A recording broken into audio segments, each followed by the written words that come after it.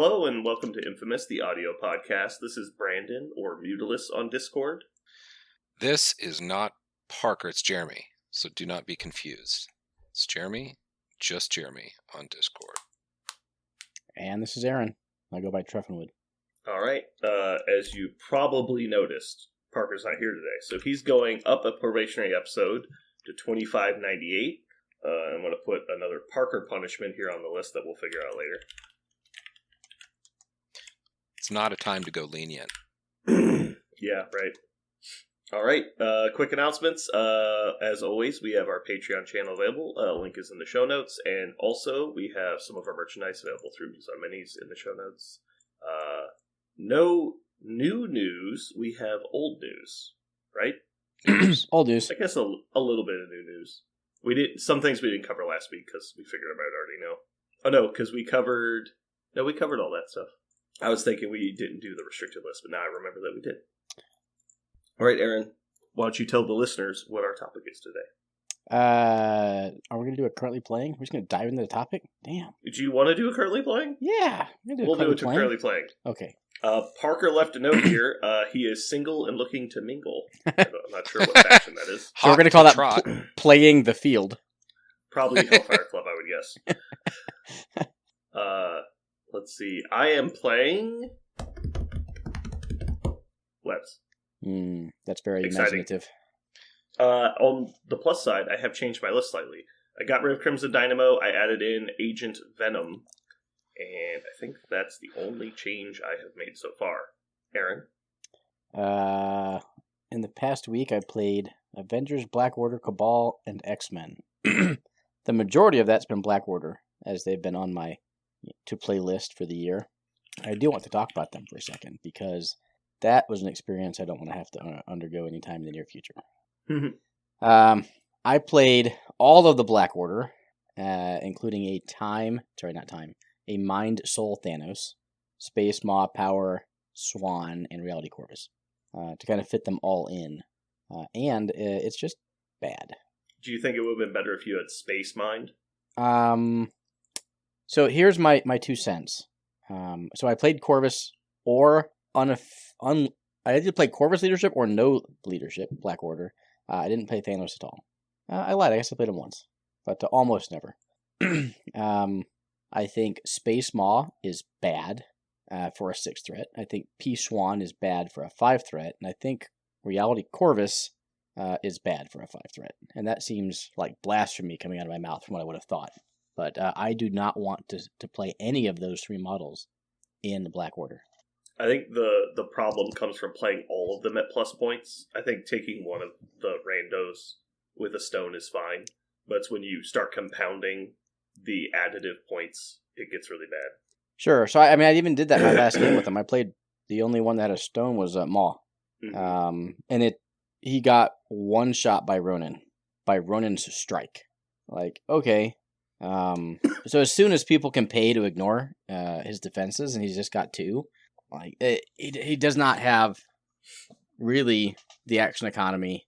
Granted, he's got the place from the Space Stone, but doesn't have the economy or the defenses to survive at all.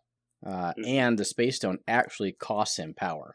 So instead of having 3 power, he essentially has 2 power and a short move.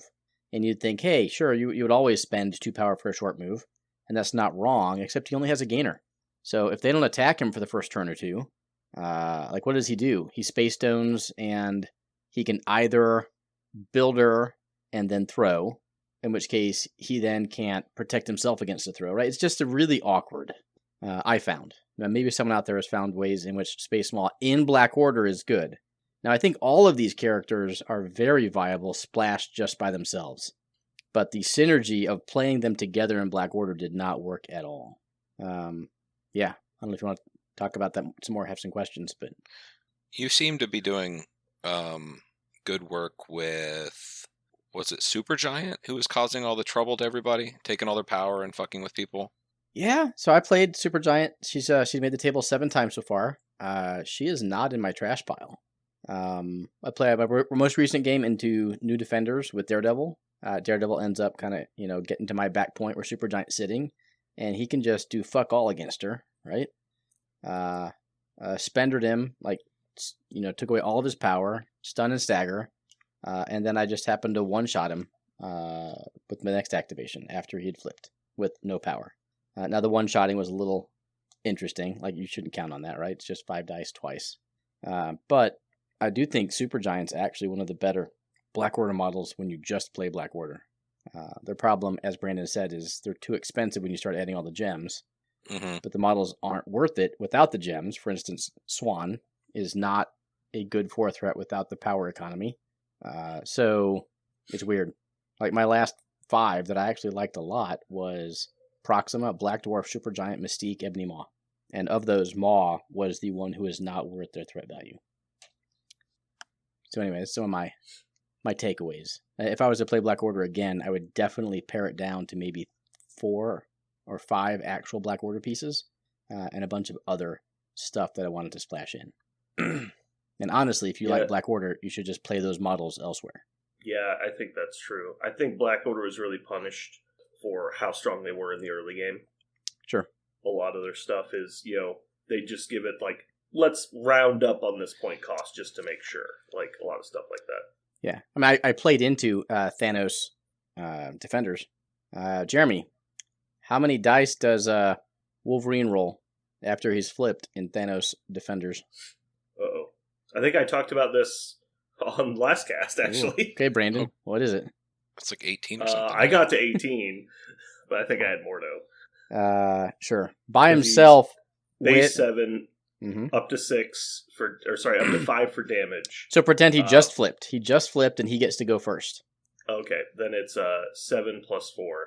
But you're going to play no matter the cost, so you double spender with 3 damage on you. So it'll be 14, followed by 10. Yeah, that's pretty gross for 1 tactics card and no other support. So that's how you take advantage of Thanos. Like, if you're in love with Thanos, play him somewhere else. Or you could do the same thing in Black Order, right? You play Thanos, and the problem is there's still not good low point costs in Black Order. Like, you don't want to be forced into Supergiant every game. So anyway, play Thanos somewhere else, just like this other person was doing, and have fun. I think their 3s are actually pretty solid. The two of them. Yeah, I agree. Proxima's almost every game. Yeah, Corvus is good with the Reality Stone. Ebony Maw is questionable. Black Dwarf is acceptable, and Black Swan is unreliable. True, she's a lot of fun. If you've never played Black Swan, you should play her. So that's my pitch. Is to of all the models, Black Swan is a lot of fun. So play her in an affiliation that can get her power, like, I don't know, X-Men Blue. Right. Blue. The current rage. Swan was fun. Jeremy, what are you playing? Still fleshing out the WTC list stuff with Cabal. I pulled out Heimdall recently, put in Bob, switched some tactics cards out and whatever. I'm kind of at the spot where I thought I would be here. I'm feeling pretty good about the list.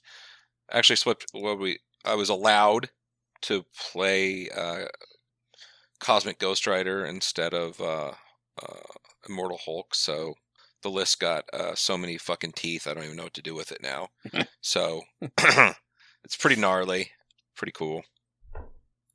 Yeah, I feel like your Cabal list is in a pretty good spot.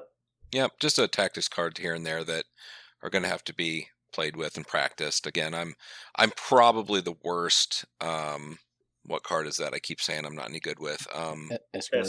Escort. I always get myself fucked up over Escort, but then again, I have so many other cards that are good. I probably won't even use Escort most of the time, but it's nice to have. Yeah. I just tested your list and played Escort, and it was critical. Yeah. So whatever feedback you think that is worth. No, I've played against it, and it's always backbreaking. It's always backbreaking. The sacrifice, the Escort, it ensures that, I get the concepts, like, it saves that guy that needs to activate. You throw the sacrifice into the model that's already activated. You get every activation out of those big guys. I get it. I just have to practice on the make sure that I'm not butted up against something that I can't fucking push through. Yeah, you just gotta play dumb stuff like that. So that's why, like, together, escort and sack give you options. You're like, okay, I can't sack this because we're not within 2 because you pushed me. But within 3, I can escort you. Or escort doesn't work, but sack does. I agree. Your list has a lot of tactics cards at once. I would still encourage you to play 2 defensive tactics cards every game, whether it's fallback, escort, or sack. I imagine he's going to have sack and fallback in pretty much every game. And if that's the case, you probably don't need escort. But I would consider dropping sack for a different restricted. I really like sack.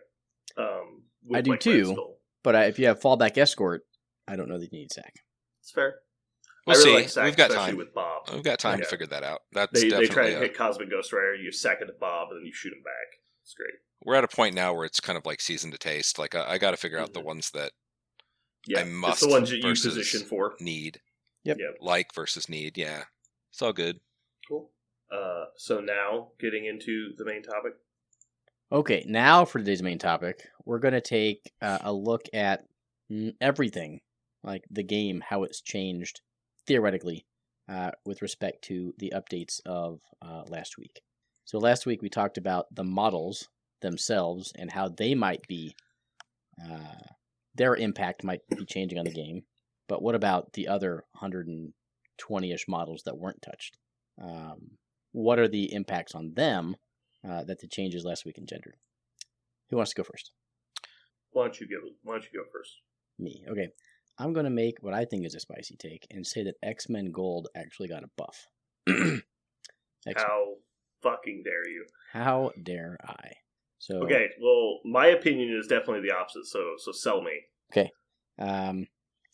Nothing really happened to nerf the turn 1 jank if you wanted it under Storm. I realize some of the top X-Men players stopped playing Angela. I wonder if this would entice them to put her back in the list, because she can pay for the hop and still pick up an extract. I think you pretty much have to play Angela now. Only if you're going super jank. If you want to go minor jank, you can still, to me and my X-Men, pick stuff up and come back. There still might be plays with other people that have 2 power that aren't Angela, a la Bill or Hela, jumping off of a large base like a Rhino. Like I don't know. I'm not an X-Men player. But I think if you want turn 1 jank, I think it's still available. I think the thing that got nerfed was the on-demand hop the rest of the time. Like Corvus Reality. You want to put him in X-Men, he still has 2 power. He can hop all he wants to turn 1. So my going in game plan is that the turn 1 jank did not really get turned off. It just got changed how you're going to have to do it. Which brings you to the second part of leadership, which is... Can I jump in for a second? The Corvus play specifically, you had to have not been trying to do husband-wife also. This is true. Because he doesn't have all 3 power. Right. And that's only if you're trying to steal priority. Okay, so second part of the leadership, which is cover got changed to get a defensive reroll, and everyone's like, oh, that's worse. Okay, in what ways is that actually not worse, Brandon? In what ways is it not worse? Attacks that ignore cover? No. It is worse. Well, are there any attacks that ignore cover? I guess, and don't ignore mods. You're right, there are. Okay. Yeah. There's another Shields. Very specific way in which it is much better. Models that get power when you roll things. Nope. Skulls, beast, crits, things like that. It is a little better in those examples. What if you already have cover? Okay. Now, did you just get an cover. Extra defensive reroll on top of the cover you already have? Yeah. Okay. So why are you not playing Storm X-Men with Scoundrels? I think you probably are. Did that list, which wasn't being played before, but is that list now better than before? Absolutely. Do you take MODOK, who loves hopping, and provide Psychic Fortress? So I think there are so many new things you can do with Storm X-Men. Everyone saw the nerf and went, ooh, Storm bad, Cyclops good. And they're just switching to the new thing. I actually think there are situations that are not few in which X-Men Gold is actually better than it was before. And now as the X-Men player, your job is to maneuver your models and crises to make those situations come up more often than not. That's my sales pitch, Brandon. You buying or selling? I'll give you that Scoundrels is interesting. How about just positioning? Just like position behind cover. Well, yeah, obviously you always position to have cover if you can. Cover is not always easy to have, but Sure. you're going to try. Obviously, think that it's not impossible to get around cover. Having the extra reroll is nice. As a Webs player, I can definitely say that the reroll is good, but there's a lot of situations in which you can't really use the reroll if you can't mod skulls. It's not always, obviously, it's just sometimes. And the single reroll is, in my experience, almost as frustrating as it is good, because you'll get on these silly chains of just like, okay, it didn't matter. Okay, it didn't matter. Like just repeatedly hitting nothing. If we're just talking about the pure math, yes, if you're able to get cover elsewhere, it's a buff. I think the turn 1 costing a power is actually very relevant. Like, very relevant. There's obviously some scripted stuff you can do, but it reduces your plays to like a scripted amount of plays. I don't know if I'm willing to say I think it's better. I think that I would agree with the new play is going to be a little more diverse with the models you bring, but I think that's more due to Cyclops. Sure, I think dual leadering is I think people are going to try it. I actually don't think it's that good, but I want to see it. Sure. I think they don't want the same models. So my claim that gold got buffed is a little hyperbole, but I just wanted to get the conversation started on why it might be buffed. It is definitely not the nerf bucket everyone thinks it was. Yeah, I see. The problem I have is I don't like X-Men Gold as a team in general. I think it's a bad team. It's obviously a high skill level team that has a lot of success. I'm not trying to shit on X-Men Gold. I don't like how they're so divisive. It's like they're either noticeably advantaged or they're not noticeably advantaged in a lot of situations. But then also they have good tools. I don't know. I'm just not a fan of the way the team is put together as like a play style perspective.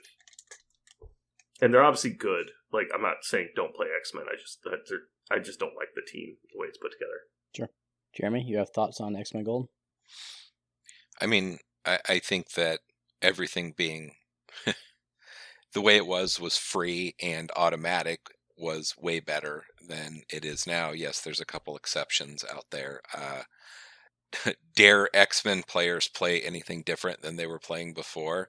It would be shocking, but if it causes different play, great. So good, whatever. I think they're slightly worse. Okay. Which is what the whole point was, I think.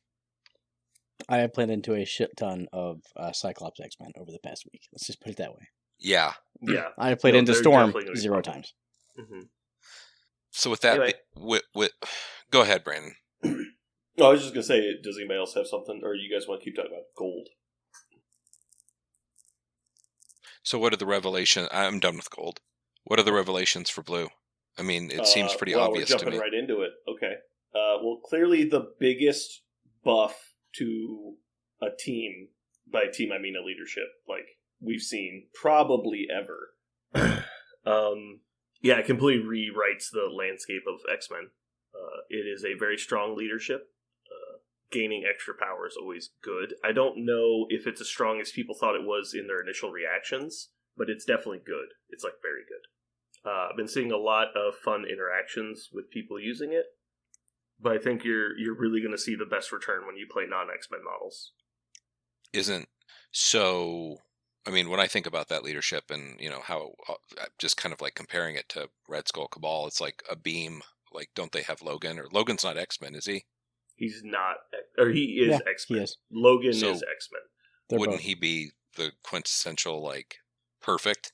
I actually don't agree. Really? He doesn't attack early. Like, usually you'll try and set up a turn 1 attack with him, and people will actively avoid giving it to you already. So he's probably not attacking on the first turn, and he's probably getting 1 attack on turn 2 unless he gets field leadered. And he's not beaming on turn 2, generally speaking, unless you're taking 2 Tactus cards just for him. So I actually think you're better off taking Wolverine than Logan, if that's what you want to do. But even then, I think you're still maximizing your out-of-affiliation points, because I think there's more stuff to be had. I'm gonna say now, obviously, go ahead. If you get 2 Tornado Claw, it's good for the leadership, but you're probably just fucking killing those people anyway. I think Wolverine and Colossus are overhyped. And the reason why is because specifically with the Logan vs. Wolverine issue. Logan provides dice mods. Wolverine doesn't. Mm-hmm. Wolverine is either going to roll a bunch of wilds and one-shot your models, or not and do jack all. It's just fucking Dice Yahtzee. And I think there are other affiliations that do Dice Yahtzee better than X-Men. Yeah, the only reason you'd be taking Wolverine is because you like the fact that you only have to deal 1 damage on turn 1 to turn on his charge. Sure. But it's not ideal. Like I said, I think you're better spending your points elsewhere. There's a lot of other 4-pointers that really, really like this leadership. Yeah. Have you actually played Cosmic Ghost Rider with them, Aaron? Or seen it? No. That's, I think, what everyone's scared of right now that I haven't seen on the table yet. So I'm not too worried about, like, the turn 1 jank. Because your opponent has to play into it to allow you to move a model, attack, do damage, and pass power to someone within 5. Like, if I know you have, Wolverine sitting there waiting for the second power, I'd be an idiot to double move someone to the center across from him and be like, come hit me with Cyclops. For sure. So, double medium does get him to a fair amount of places, but yeah. Because it is a medium move, right? On his... Yeah, it is. Obviously, in my opinion, the best X-Men model you're taking is probably Psylocke. So I think Cyclops, Psylocke, Logan, and Rogue, or Apex. Those 5 models, like, play those 5 at 20 is pretty scary. I think it's kind of take your pick amongst those 4s, but they all seem really good. I don't like the idea of taking Colossus with... I didn't say Colossus. Did you not? No. I heard Colossus. Okay. Cyclops, which is the leader, and then the 4 4s are Psylocke, Logan, Apex, and Rogue. Okay. I will say, having played into it a bunch, the really annoying thing is the same problem you have with Inhumans. You're like, I can ignore this person. And then all of a sudden they've got like 3 power. You're like, fuck. Like Colossus having 1 power to all of a sudden having 3, which lets him spender. And I'm on the Colossus has a really good spender train. And he just like one-shots my model. And I'm like, okay, great. This model went from being non-threatening at all to one-shotting me due to the leadership. And we're talking like turns 2 through 4. Like it's no jank. It's just as the game progresses, I'm able to pass out more power, and it enables my models to do more. So it is good. It's a good leadership, but suffers from lack of dice modification. Do you think you would ever put Shuri in? Because she has a pretty good way to deal damage at long range and adds rerolls. I have never. Because you only have to deal 1. Range 5 also pushes, get you tempo. I would absolutely try it. You should try it. Secret tank. I played into Shuri under the new Black Panther leadership. That was some bullshit. New Black... Oh, yeah. Right. Not released yet. Yeah. They changed it. Yeah. Someone just randomly pulled it out. I'm like, yeah, whatever. Okay. Jeremy, do you have thoughts on Blue? I'm still wrapping my head around it. I don't have thoughts until I play against it. I won't. There's a lot of new things happening with it, and I think the key to it is, like Aaron saying, you have a bunch of models that you have an understanding of what X-Men is able to do, and all of a sudden they have enough power to do the things suddenly they shouldn't have been able to do to you. And being ready for that and kind of going, oh shit, the guy's sitting there now, he can charge. Now he can spender you. All of those things. But a lot of other affiliations can do that as well. I mean, Brotherhood was capable of it. Cabal. The other stuff could do it. Now we just have to get used to being, those guys with Cyclops can now do it. Just a new world. Mm-hmm. I have a hot take that you guys are going to disagree with. Challenge accepted. Let's go. I think we can all agree here. The most important 2 models on this list is Black Cat and Voodoo. I 1000% agree with Voodoo. I'm thinking about Black Cat is questionable. Okay. So I'm gonna disagree with Cat. Okay. That she was not one of the most important models to get changed. That the before Cat to after Cat wasn't on the top of the list. No, not to after, just problems pre-nerf. Ooh. Like, they needed to be addressed. I put them at 1 and 2, pre-nerf. I don't know if Malekith needed to get addressed for the high-level competitive, but I think he absolutely needed to get addressed from the driving people away because they get their fucking models tanked their first game they ever play. Okay. So the Kenny experience is what you're saying. Sure, yeah. Jeremy, what do you think? I'll agree with you. Okay. Yeah, every So- time. Yeah, go ahead. I think they were the most important 2 models going into this update that needed to be addressed. And you can disagree, that's fine. I don't think they went far enough with either model. I think they made a mistake, and they're going to regret not actually hitting them harder. I think Voodoo is actually in a really good spot, assuming you're going to keep possession on his card. They could have made possession a lot of things. It didn't need to necessarily extract tokens. It could have made people not gain power, and it could have judged people. It could have done all kinds of shit. It didn't need to necessarily, even if we're going along the lines of it's going to.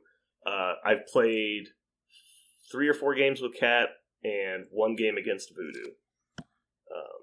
Cat is, I think, about as strong as she used to be. I would agree with that. I think they're really going to regret giving her the boosted bad luck. Yep. The bleed on the fucking attack. I don't give a shit about that. That's fucking worthless. Sure. Like, if that was going to be their cute buff, I would have been totally fine with that. I think bad luck is a better rule than force field at this point. Remind me what force field is. MODOK wilds. No wilds against MODOK. So many models have dice mods nowadays, and crits go into the math of an attack to a pretty severe level.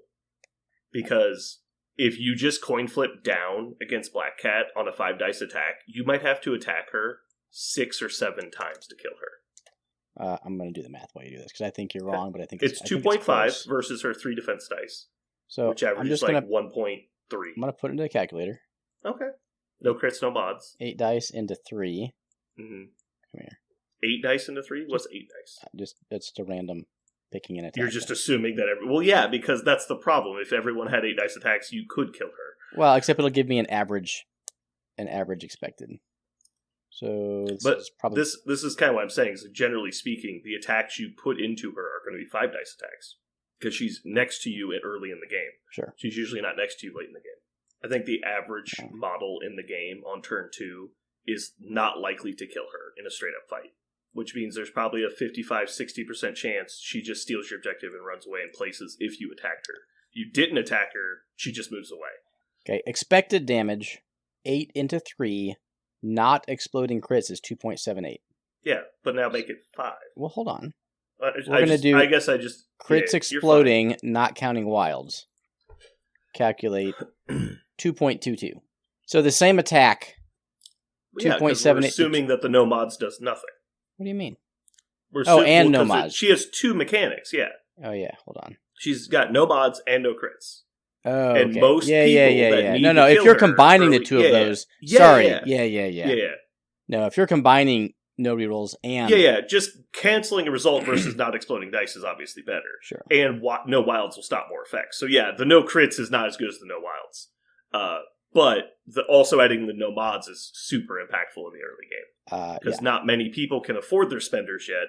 And the people that have added offense generally have it through dice mods. Yes. No, I agree. I fully agree. I think I am hesitant to say she is too tanky at this point. But I don't think she's too tanky. Leaning that way. The problem with this model has always been you should be able to point and remove it, and you can't.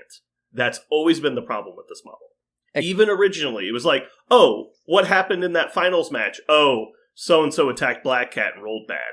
Oh, so he lost the game. And that was just like how we talked about it at conventions. Everyone knew. It's like this 3-point model will just fucking punish you for no reason. Except, like, you only ever got to attack her once because of how nimble she was. Yeah. Now, she's got to stick around because it costs an action. Not a huge amount. Like a long move amount.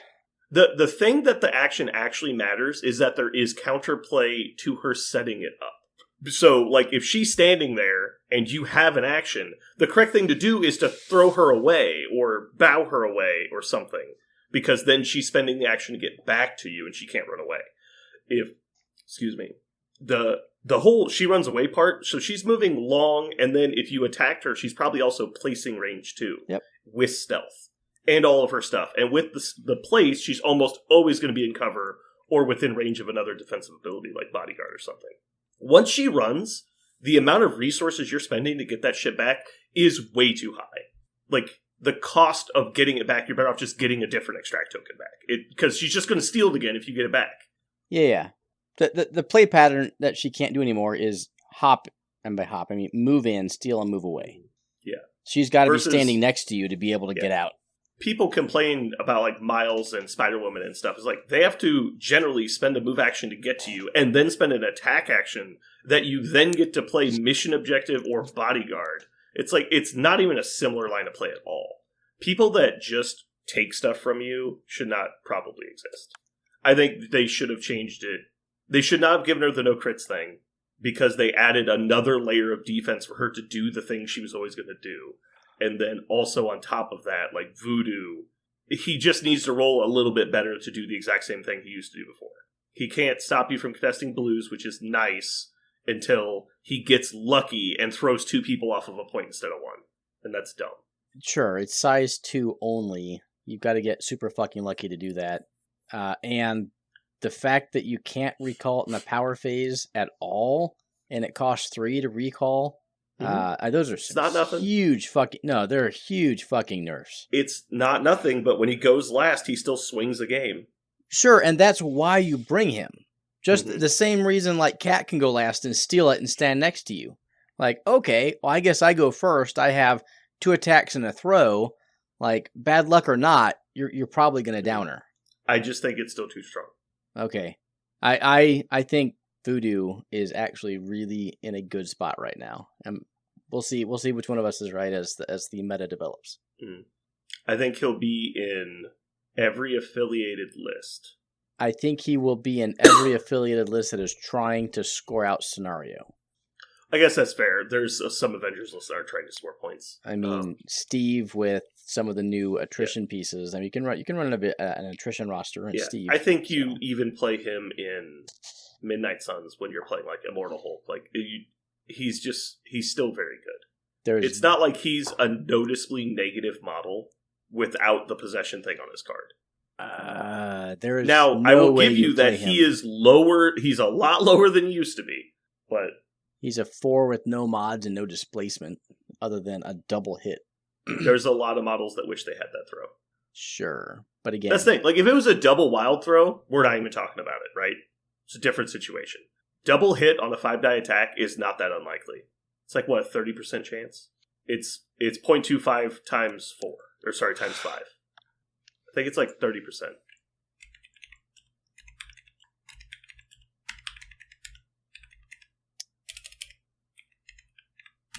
I'm showing... That can't be right. I think I messed up my calculator. I'm showing 72.3%. That's the trigger. Definitely not right. Yeah, it doesn't seem right. It's not in Cerebro because it's a new thing, apparently. It's less than 50. I just don't know what it is exactly. Math came out the same. I don't feel like doing math on air, so we'll just skip it for now. But, okay. Ooh, I could just do a Excel sheet. That would fix it. Yep. Enough about Voodoo. Let's move on to people who weren't included. Jeremy, do you have any model or affiliation that wasn't specifically part of the update that you think will feel the impact? Wasn't and will feel the impact. Mm-hmm. Oh, goodness. I haven't thought about it that way. I think you might have to start on that or come up with an example. I'm not sure what that... I don't know. Okay, I'll say Hulk. Like Hulk wasn't wasn't touched in the update. I think Hulk got better. Absolutely. Right? My example I was thinking actually involves Hulk. Okay. Well, go ahead. You take it from there. I will provide you the inspiration. That was a nice setup. Good layup. So Malekith's always been one of my favorite models, and one of the new issues I've run into now is staring at the board, looking at things differently. An easy button was always big guy needs to go away. Whether that's a throw or whatever, Malekith could do it. Now, he simply cannot do things like he used to. Hulk now is basically immune to most things that Malekith can do without a tactics card or some setup, which changes play. It changes the entire approach to what you do against it. That's the one thing that I was thinking. So his control has increased because some of the other models that could control him in the past cannot. Malekith cannot control him anymore. Yep. Excuse me. More along the lines of what I was going to say, so I won't repeat it. Was the throwing away that big of a deal? Yes. I haven't played that matchup Throwing a lot. away or throwing into your lines? I would do both. Oh, you just mean that you lose the efficiency of damage into the rest of his team? I would do both. Either way, depending on what was happening, the control was there. Now suddenly, Cabal really doesn't have any raw form of, I'm going to take a model that wants to be there, and I want it to be there. You just can't do it. Can you not just take an equivalent model to him and to throw into him? Like, let's say we know Cosmic Ghost Rider is good into Hulk, and can you just take your own Hulk, for example? And Sure. Just kind of like let the Hulks fight it out until they both get low, and then Malekith finishes one off. Sure. I do think the hit point reduction makes it specifically easier for 6-point models to bring Malekith down. 6-point models, even 4-point models now don't necessarily have the same. No, I'm a double attack now against something that is 8 hit points, 9 hit points is definitely doable. Especially when the first one tears a hole and then you spend the power you gained to rip the rest of them in half. I've been taken down now twice by 4-pointers just ripping his head off. And, 1 hit point is 1 hit point, but I have died the last 2 games to 1 hit point. Sure. And like one example isn't necessarily the math, right? But it's more about the likelihood goes up of you getting knocked down, which is obviously big. But that was the only one I had, I was thinking of, because that's the model I use. That's actually the only one that has changed that I use all the time. The hit points doesn't really bother me at all. I think the throw probably needed to be size 3. The thing that really surprised me is he lost Pierce. I really didn't expect that. I think if they were going to take the throw of size 4 away, they should have left Pierce, because that means he's either good versus little people or good versus big people. And before he was kind of good in everything, which was obviously the problem. Mm-hmm. Yeah, I don't think I said this on the cast, but I thought it when whoever it was, one of the dads was like, the same thing you just said, he's good into big and small, and that was a problem. So we're going to make him good into small. And I'm thinking, it's a 7-point fucking model. Like, he damn well better be good into everything. Like, he doesn't need to own the world, but you heard it here first. How are you making a 7-point model that can't go toe-to-toe with another 7-point model? That seems fucking stupid. They're trying to say that they specifically wanted Hulks to be the good versus big guy thing, is I think where they actually were with the game design. Like, the whole point of Hulk not having a daze marker, right, is that he can take a hit from basically anything and hit them back. And that wasn't really happening with Malekith. He was winning that exchange he wasn't really supposed to. The Hulk was always good into Malekith. Hulk was the answer. He's now a better answer.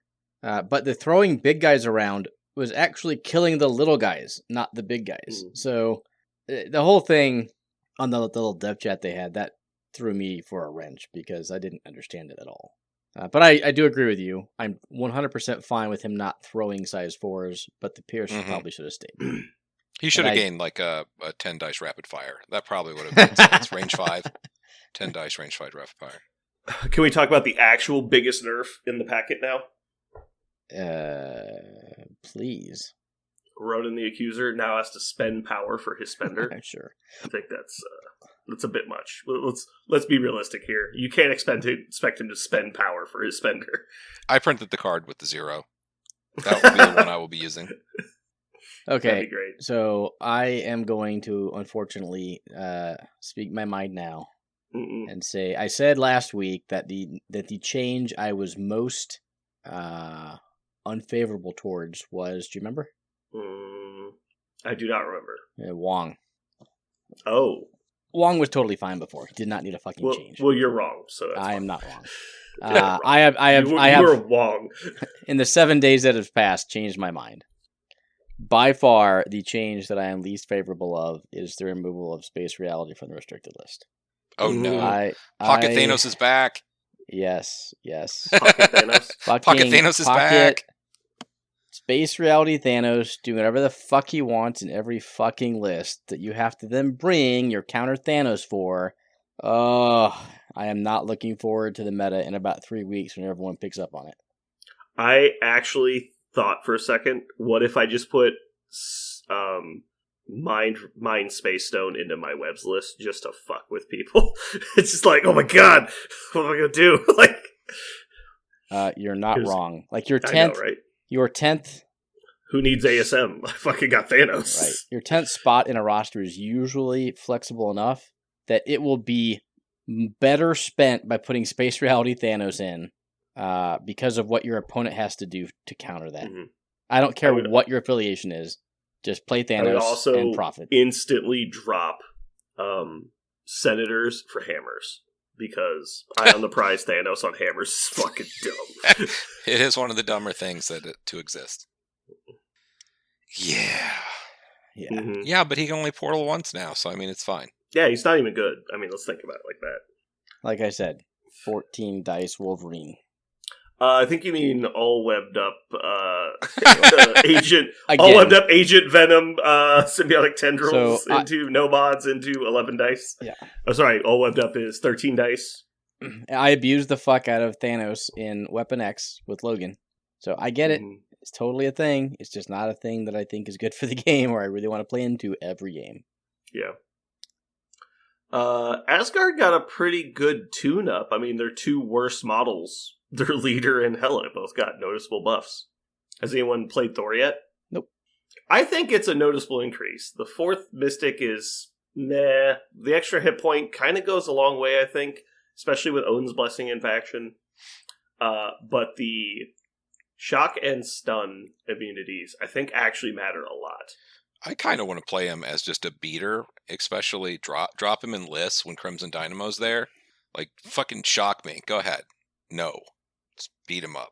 I mean, there's a Steve list where you play like Thor, Wolverine, Zemo. I don't know. Anyone you want to charge on turn 1 and just go to town. Mm-hmm. It's almost like you're playing Spirit of Wakanda. Yeah. Almost. That is a broken fucking card. So... Advanced RD needs to be banned. Like, it just fucking... I know as soon as we get back from WT, that's what I'm doing. Patch Up and Advanced RD are fucking banned. We're not doing it. It's game over, motherfuckers. Like I said, I played one game into new Black Panther, quote unquote, before he's released. Yeah, it's only going to get worse from here on out. Yeah, that dude is fucking legit. Holy shit! Mm-hmm. Remember when you told me he was bad? Did I? We haven't talked about him yet. Yeah, we definitely did talk about him at the shop. Oh, okay.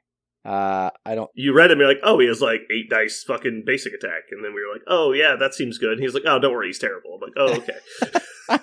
Something like that. It was verbatim that, but something. You need to stop hallucinating conversations that we have, because I'm pretty sure I never said enjoy it very much.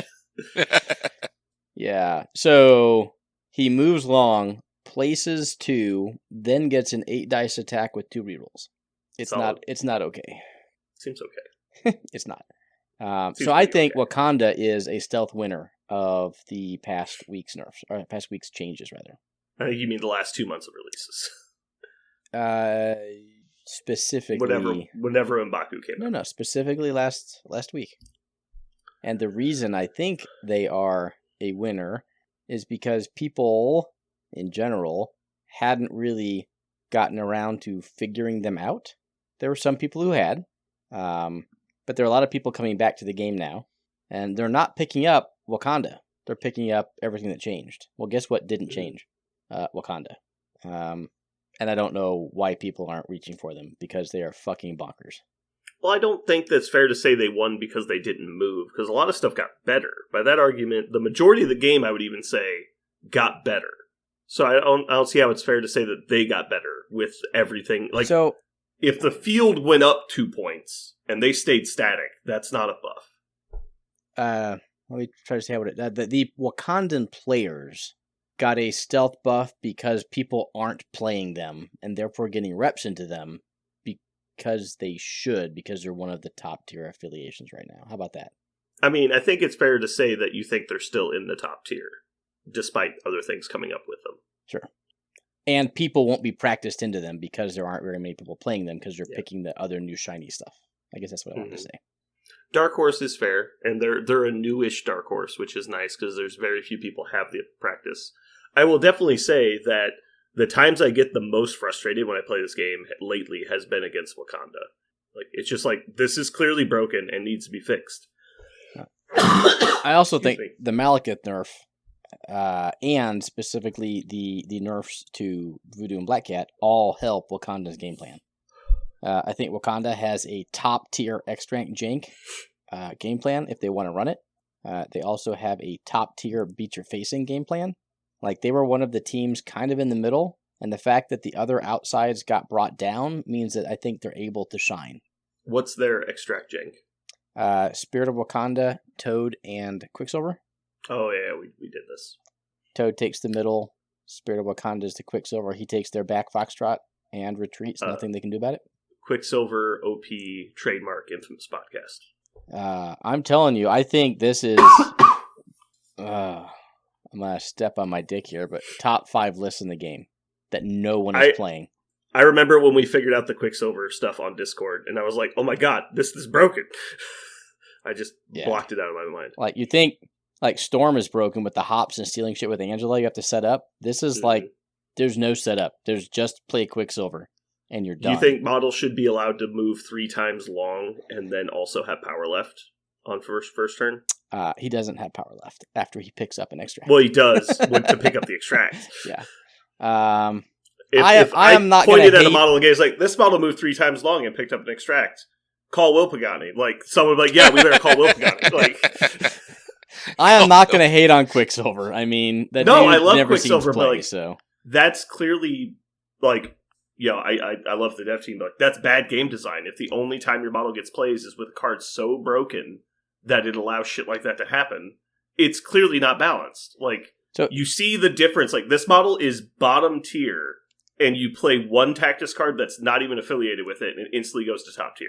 Like, that's the problem. That needs to not exist. So I want to talk a second about why I think this Wakanda list is so much better than the Storm list. So the Storm list, for argument's sake, let's say we're using Angela to steal shit. You have your 5 threat doing it. So you're wasting, quote unquote, wasting your threat by just being an extract carrier. Second, if your opponent knows what you're trying to do, they won't let you go up 4-1. They'll double move and take your back F extract. Who do you have to punish them? Fucking Killmonger standing there. Yeah, so so you're catching on. No, I'm not. I know where this is going. Yeah, so in X-Men you've got Storm. Please allow me to have Beast pick up this, and this just rips him a new asshole. Like, yeah. So what if you have M'Baku, Killmonger, and Black Panther all with 3 power? Please excuse me while I stab this energy pierce weapon right up Beast's asshole, and then do a blender maneuver. Yeah, and then on the next attack, I get 7 dice energy with Pierce. Yeah. You're like, fucking Christ. So, Storm, that whole list, regardless of turn 1, I can punish you. Like, the whole list is good models, but not super punishing models. Although New Storm might be there, like TBD. Wakanda, newsflash, includes Storm too.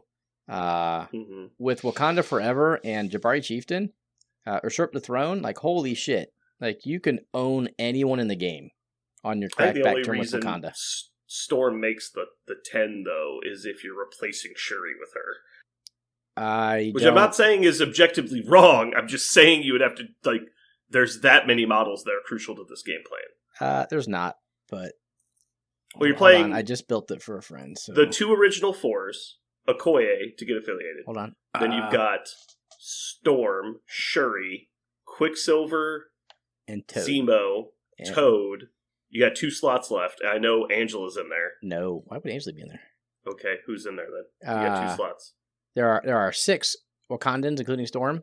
The 4 non-Wakandans are Quicksilver, Toad, and then Bill and Zemo are my 2 others. And I don't think Bill is required at all, and you probably never play him. I don't think Bill is required. It's Zemo plus question mark. But if you're doing the tempo list, I think you need more than Zemo. You're just like the aggro list where everything's like coming at you on turn 1. Not really, because you got Panther, M'Baku, Killmonger, and Zemo. Like, that's already. M'Baku isn't the come at you turn 1 guy. No, but you've got to have someone to start the chain. Yeah. And that's usually Shuri. No, Shuri pays for it, but someone has to start it, and that's usually M'Baku. Oh, you mean to pay the advanced R&D? Yeah. Sure. You could also do it with Killmonger if you want. Sure, but then he's not charging to kill. No. Sorry, I forget. He doesn't get the 2 back. Yeah. Well, he's also going first, and you're not charging a model then. So typically, when I played it, it'd be Panther, Killmonger, and Zemo are my 3 move and attack on turn 1, and that's already 11 points. No, yeah, you advance R&D from Killmonger to Shuri. Shuri plays the card and hands out. But then Killmonger it's his activation. Who's he charging? Okay. No one. Oh, sure, I see what you mean. Yeah, that's fair. So I'm holding back my 3 chargers, and so anyway. So that's usually Toad. Usually Toad's doing it then, if you're doing extractors. So it's either the Toad Quicksilver plan or the Punish the Middle plan, and you can do some sort of combination. But I think you need the 9 models. I'm not sure who the 10th one is, but there's room for experimentation between whether it's a 3 or a 6 or anywhere in between. Yeah, that's fair. And that's with Storm. So anyway, if you're out there Advanced listening, R&D is getting banned. You should play that list. It's really, really good.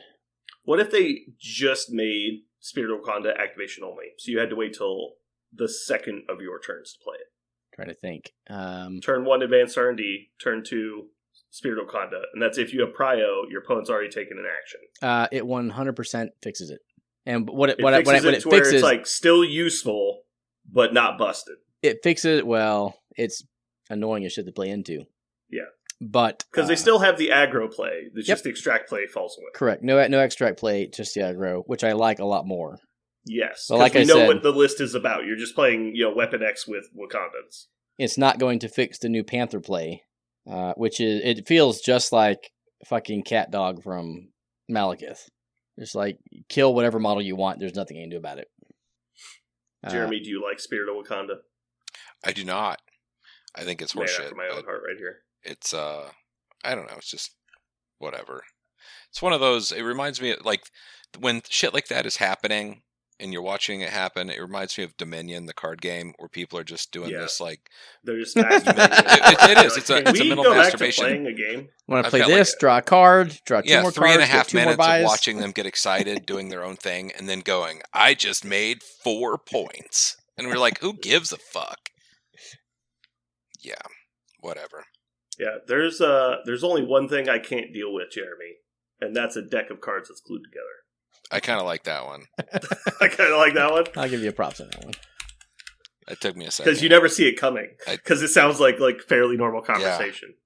Yeah. Okay, let's talk some more about tangential changes. I'm going to say... Tangential only? Mm-hmm. Okay, well... A-Force.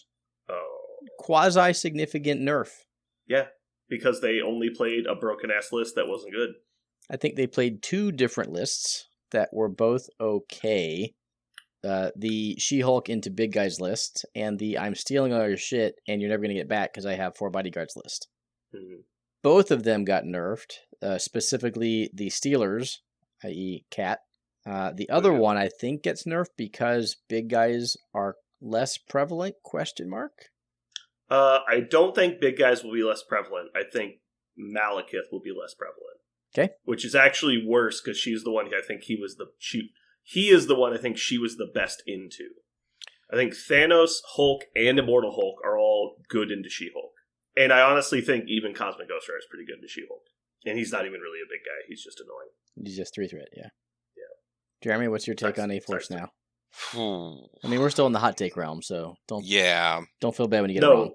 Advanced analytics is all the people tune in for. Okay, hold on. Jeremy, table that thought. I have to make another WTF AMG comment. Okay. Does this involve them telling you to play the game illegally? No. That's my favorite. Okay. This is when they're talking about all of the data that tells them a certain model isn't performing or doing what they want them to do. I'm like, what fucking data are you looking at? Like, probably Longshanks, I would guess. Longshanks doesn't tell you shit about models. It tells you about leaders. You are correct. It will tell you leaders and affiliations. But there is no fucking data out there that tells you how Wong is performing. Like, unless you consider people bitching on Facebook data. If that's the data you're listening to, guess what? That's You're about to get a lot more data. So they obviously have playtesters. They have internal playtesters. I believe they have external playtesters as well. They pay attention to stuff. And I think for a long time they've wanted to fix the Wong Sorcerer Supreme interaction. Sure. And this is the first real opportunity they had. They just also took that opportunity to up his physical defense because they felt like he was out of line on survivability. Sure. For me, when I think about data, I'm thinking about spreadsheets and numbers, right? Mm-hmm. Whereas what I think they meant was what you're talking about, observations, feedback, right? But that's not the words they use. So that threw me. I'm like, especially when they were talking about how they always wait to get, and they use data many times. Like they don't want to make changes because they want to wait for data and they want to see what's happening. Anyway, my mini rant is over. I took slight umbrage with the term of their use.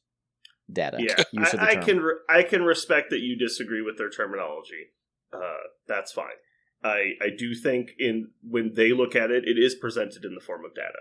I think they have minions, we'll say minions, that go out and collect said data / information, feedback, and criticism, and they compile it into something as absorbable as data. I mean, if you think about it, it's like, hey, we got 6,000 emails. These are the top 10 complaint about models in our emails that were cogent and understandable. And you're like, oh, okay, that's data. That is data. I agree. Like that's probably my question. Is there data people bitching? Like, okay. Yeah. So yeah, I think when the person saying the word data is probably talking about actual data. Now, Steve in HR that has to read all these emails and sort them, that's probably not data to him. Steve in HR. Dude, Steve gets shit on. You know why he gets shit on, though? Because his name's not Will. That's a real drawback for working for Atomic Mass Games. Not being named Will. Okay, back to tangential shit. Sentinels got the nerf they finally needed. Oh, no. They got the biggest buff. Okay, go. Do you really not think they got the biggest buff of all the factions? Their mutants are going to be so much more prevalent now. There will be so many more mutants to subjugate that they won't even have to aim. They just accidentally subjugate mutants at all times. Okay. But I do feel very sad for both Winter Guard and Sentinels when their primary enabler, Bucky Barnes, is not the enabler he used to be. I do not disagree with his change per se, but the fact that he was extremely required in those two factions make those factions unplayable is too harsh. But worse than they already were. Buff, Why is he required? So you're right. Taskmaster could be a substitute. I have not. Well, he got buffed, so they buffed one of the rogue agents and nerfed the other one. I think that's fair. And you can actually argue that Taskmaster should work better in the Winter Guard, like bailiwick, than Winter Soldier should. I might give you Taskmaster and Winter Guard. I think Bucky was much Sentinels, better. I think Sentinel's performing exactly as designed. I think they were designed to be the derpy villains that lose all the time. And that's exactly what they were designed to be. And they're doing a fucking bang-up job. Okay, kudos AMG. Good job. Fucking nailing it.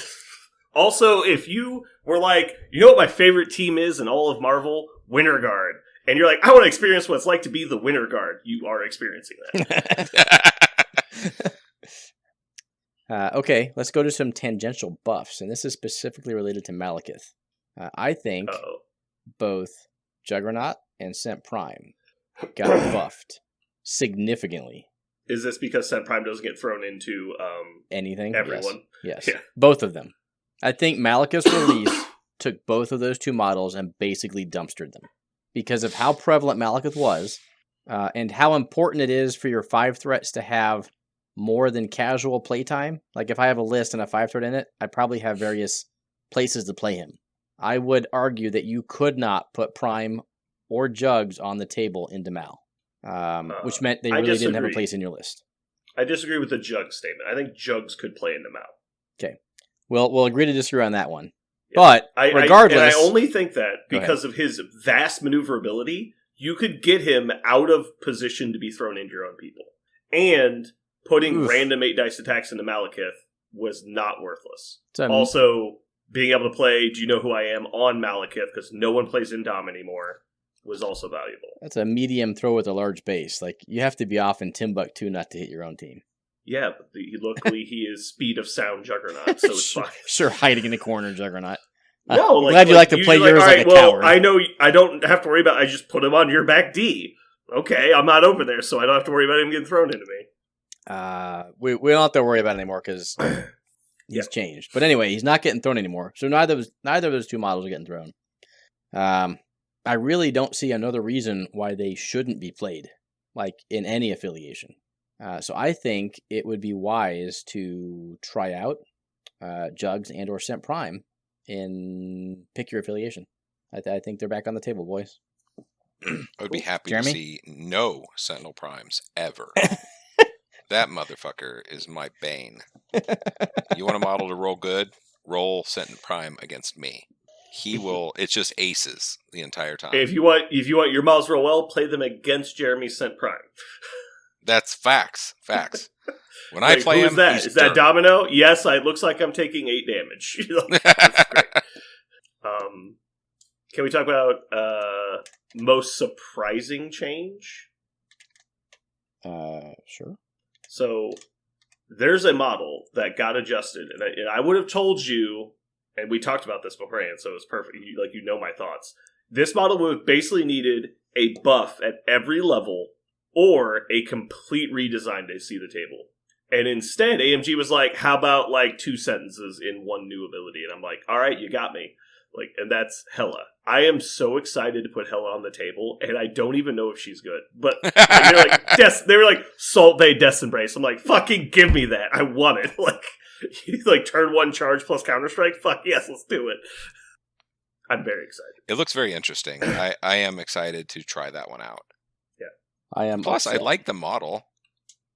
Do you watch Parks and Rec, right, Jeremy? Uh-huh. Yes, I said yes. Oh, I didn't hear you. Sorry. I said uh-huh.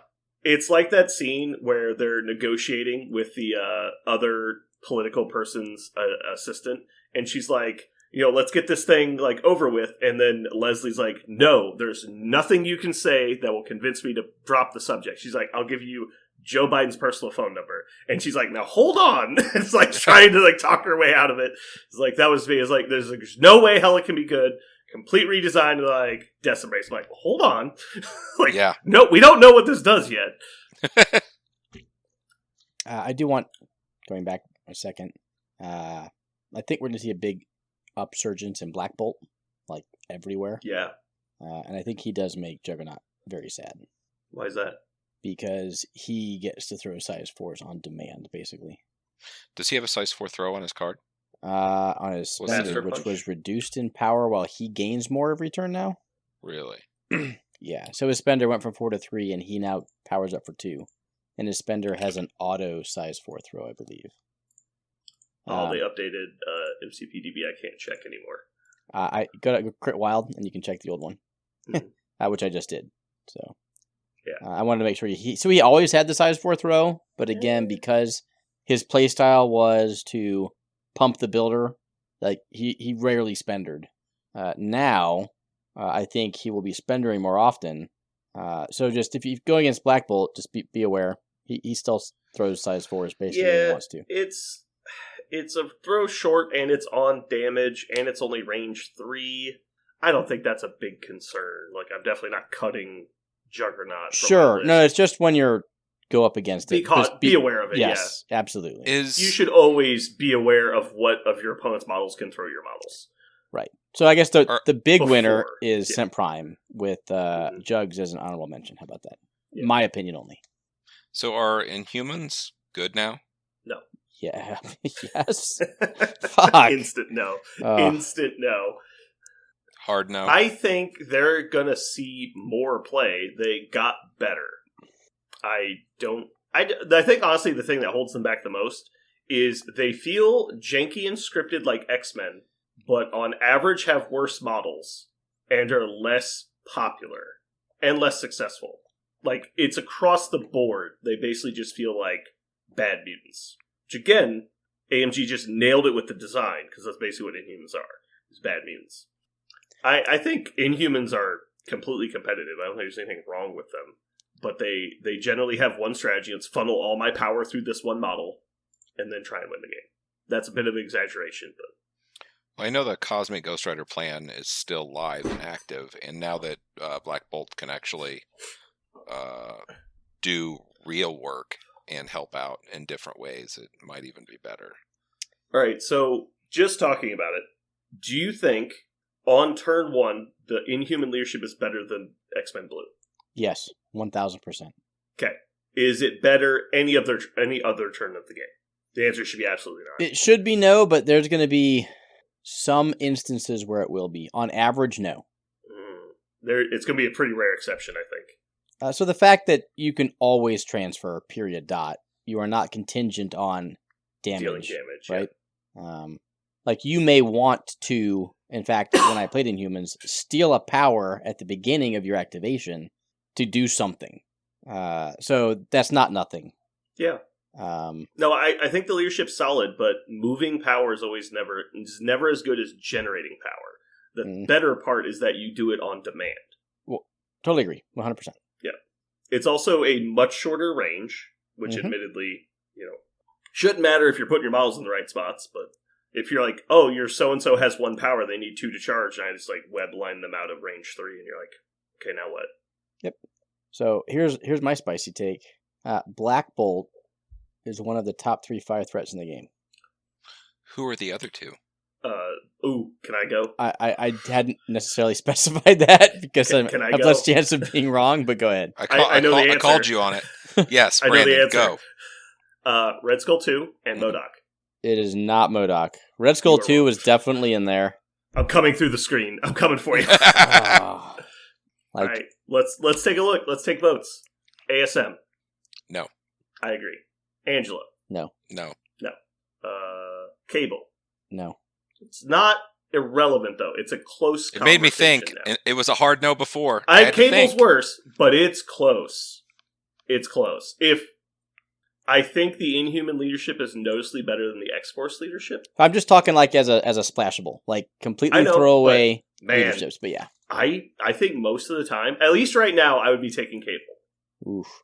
If you don't have any way to move him, you're losing 2 or 3 attacks throughout the game because of like range and target opportunity. And at close range, I mean, you don't have Pierce, but he's 5 dice with 2 rerolls. Sure. So I played against them both in the last week. I will say Black Bolt was by far the more annoying to play against. Mm-hmm.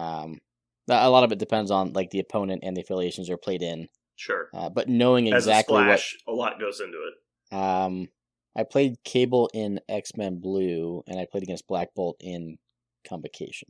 Yeah. I mean, obviously the within 3 2 rolls is great, but if you're able to displace Cable to where he can't get back to within 3 without a move action, that's rough. Like, then he's just 5 dice, no mods. Mm-hmm. So that's pretty far, but yeah. Cable has a throw. There's a lot of stuff. I do like new Cable. I just think you have to synergize your list with him a bit. Mm-hmm. I think you have to synergize your list with Black Bolt too. If you're putting Black Bolt in your squad and just saying, have fun, bro, and like not paying attention to him, like I will concur. You probably wouldn't be doing that. Yeah. Nope. The lack of action economy is a big deal. Moving on, Captain Marvel from the new core set, probably not. TBD. Yeah. Maybe she might be bee's knees. Who knows? Yeah, Cassandra Nova is a no. Strange 1? No. Strange 2? That's a maybe. Ebony Maw? Definitely not. Ghost Rider? No. Ghost Rider, though. Ghost Rider, no. though. Well, like Ghost Rider. Juggernaut? You skipped one. No, I didn't. I know exactly what I'm doing. Okay. I'm going to say no. Obviously, very different models. If you need a tanky 5, you're taking the wrong fucking guy, but Jean Grey? I have not played her. I heard she's getting a bunch of people bukkake all over her face, but... yeah, I don't see it. I think she's still bad. I don't know about bad, but I'm not going to put her in top 3 until I've seen her on the table. I think she's probably worse than Cassandra Nova, but it's close now instead of fucking obvious. She gains 3 power. That was That's her really cool. biggest issue, right? So if you take her biggest issue and you fix it, Ebony Maw generates 3 power. yeah. I said he was bad. The with one the power space. wasn't the problem. Sure. Claw? No. MODOK? Yes. Mm, Yes. I'm Board looking for control one to be plus MODOK. throw, better damage type dice mods. Ability to attack more than twice. Better defense. MODOK is better. Let's just move on. Then Black Bolt? Yes. Uh, If you want a turret, I think MODOK is better. I think it's close. One has a bow and a throw. Come on, what are we even talking about? I don't know. 7 dice pierce with bodyguard? 6 dice pierce. Plus a reroll. We're going to call it 7 dice pierce. Yeah, because MODOK doesn't have dice mods. Nope. Uh-huh. Anyway. Okay. Scarlet Witch, no. No. Sentinel Prime, no. Ooh, I think Prime's top 5. Thor, sure, but he's not top 3. Sure, I'll give you that. Thor, Ulik, New Ultron. That's it. Yeah. I think Thor needs the right space. Like, I'm not sure you're just splashing him, but he's definitely top half. Sure. So we like half of them are. Red Skull 2, Black Bolt, and MODOK then? Who was the other one we were talking about? Cable for a while. Cable. Strange 2? Cable, Strange 2. They're all kind of in that second tier. I think that's fair. Okay. I think I put Red Skull 2 and MODOK in a tier of their own because nobody can fill the gap that they leave. You take that model out of your list, you cannot fill all of its roles. Outside of that, there are a lot of premium models that are all good, and I think Cable, Black Bolt, and Strange 2 are all in that range. And then I think Strange 1 is just below that. And then there's a lot of good attrition pieces. Because Black Bolt is mostly just an attrition piece as a splash. Yes. Although, as my opponent was explaining, the bodyguard in Convocation was pretty nice. It's good. Like, oh, look at that. Big physical attack coming in. What if I had Black Bolt take it instead? What if you play books? Well, then you don't have Black Bolt take it. Yeah. Like, all depends on the turn. Just have Red Skull 2 take it regardless. Yeah. Anyway. Yeah. Yeah, Black Bolt's solid. Very solid. I think there's going to be a resurgence in Inhumans, but I don't think they'll stay for very long. Daredevil? Should we talk about Daredevil? Well, that's not tangential, but sure, we can talk some more about him. I mean, Inhumans wasn't really tangential. It was the Black Bolt versus Juggernaut. It was a tangent to the tangent. We got back on the original line. Damn it. Yeah, I'm not too interested in the tangentials. Okay. Personally, if you guys want to talk more, I'm fine talking about. No, we can talk about anything that's related to it. It's fine. I was just trying to find some of the stuff that we definitely didn't touch on last week. So it's pretty obvious which factions went up and which ones went down, but the statement ones I think are interesting. Mm-hmm. Avengers went down, but it's very small, and so they're probably still at the top. I think Midnight Suns went up a lot, despite the fact that they only got the 2. Well, I guess they really got 3 nerfs when you think about it. And I think they went up. Well, they got 2 nerfs and a buff. Sure. No, 2 buffs, 2 nerfs. Wow, I didn't realize how many fucking Midnight Suns were on this list. Wong, Blade, Cat, Voodoo? Wong, Cat, Voodoo, Blade. So, Wong and Blade, we can call them buffs, but they're really quality of life. They are quality of life, but the Blade one is very relevant. The Wong one is whatever. Like, it's mostly a meme. I think I'm mostly it's a wording cleanup. With Muse Josh on the Blade being a Really? He didn't like it? I do not think... I haven't listened to their cast yet, but from random Discord stuff, I think he thinks it didn't go far enough. I think it's a pretty important line of play. If you're playing on bees, you can now throwing glaive, trigger pursuit, move into range of Night of the Dampier, and then go backwards without having to also bump. So you're actually netting a power instead of losing a power. So my question is, do the throwing glaives bleed? They bleed on a wild. So that's the problem. But you know if you've triggered the bleed and or before you've triggered the pursuit. Sure, you're gonna know if you want to move up or not. But so let's pretend like you throw, and you need to get both triggers, which is about 40%. So 60% of the time, we're also assuming you it's don't a fresh get the target, right? Yeah. And even if it's because if it's the very beginning of the game, you don't have enough power for Night of the Dampier anyway, so it's not that relevant. But it does leave the line, like, let's say, I don't think the distance is there that you can katana and then back up with bump, but it does allow you to close the gap. So if you hit the pursuit, you walk forward, bump forward, katana them. And so you've got a line of play. And then you've got the pierce, you've got auto bleed on that one. You're ready for the Night of the Dampier on the next turn. So you can just go later in the round and just beat up on somebody on their point, heal and gain a power, and you just kill them next turn. And then you can run away if you want to. Sure. I don't like plans that are... I like knowing what I'm going to do with my model before I roll the dice. I kind of wish it was automatic. I think it would make him a little too good on bees. Because that's the problem I have with Daredevil, is that his shit is just too free. And so I think you should have some limit, but I was actually surprised that it wasn't automatic pursuit. I just look at the rest of the kit, and it doesn't scream like, above the power curve 4. No, he's not. I will tell you that Blade surprises you on the table, or as he does for me. Because you look at his card, and you're like, okay, this guy is, maybe average, above average 4-pointer. But then he can get some stuff done. So I think Blade is all about Night of the Dampier, 100%. Yeah. And I'm not sure the pursuit on throwing glaives gave any sort of consistency to being able to pull that off.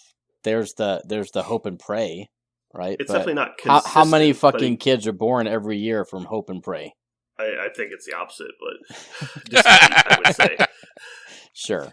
But it's not about adding like a consistent play to your pool. It adds an opportunity, right? Before, where you're like, man, look at this situation I'm in. I guess I stand here and look at you, and now you have an out. Like, that's good. So, before, all depending on turn order, right? If I know that you're not bleeding, and I need you to bleed to be able to dampier you next turn because I might have prio, the correct call is to walk up, katana, auto bleed, and be able to Night of the Dampier next. Now, I might, throwing glaives, don't get the pursuit bleed and be like, well, shit, now I'm just fucked. Well, yeah, you need to make good decisions, obviously. If you have a guaranteed line of play, you should never hope for dice. Sure. One of our locals actually learned that lesson this week. Okay. He was like, yeah, so I did this animalistic freestyle with Beast and never hit the trigger on my 2 attacks. I'm like, yeah, that happens sometimes. You should probably just walk up and throw them. He's like, yeah, I noticed that after the fact. I was like, yep. Yeah, when you miss the first one, you're like, we're walking, boys. Like, yep. Yeah. So, Blade getting small buff. I think Immortal Hulk outside of Cosmic Ghost Rider is the best model that didn't get nerfed. I think CGR was too new to get nerfed. I think they could have nerfed Immortal Hulk and nobody would have freaked out. As previously stated, I'm still super scared about Thanos. Being too good? Yeah, like the best model to get nerfed. You mean he's the best after the nerf? I think the playstyle... I think I would rather Thanos not be changed, yet be harder to splash, than be changed and easier to splash. I can understand that. How about this, though? Is it healthier for the game to have models that you can actually use, or models that are basically pushed out of the meta and ignored? So let me... I'll answer your question, then I'll expand. Clearly, it is better for models to be played. However, with respect to Thanos particularly, I find a splashed space reality Thanos to be very one-dimensional. Tell me if you think I'm wrong here, but most of my games against these types of lists center around the need to absolutely kill Thanos. Because if you kill his team and he just decrees all of them, you just die. Getting Thanos off the board instead of the team eliminates what used to be the unlimited cosmic portal, as well as the ability for all of the teammates to go ham on you. Yeah. And so it's all about, okay, I guess I can just ignore all of your other models and the scenario to see how quick I can get Thanos off the board. Like, I don't like the fact that my opponent brings one model on their list and it changes everything I have to do. How about this? With the change to Cosmic Portal, he won't be able to stop you from winning the game well enough. So if you actually just play the Ignore Thanos plan, you can actually just score out.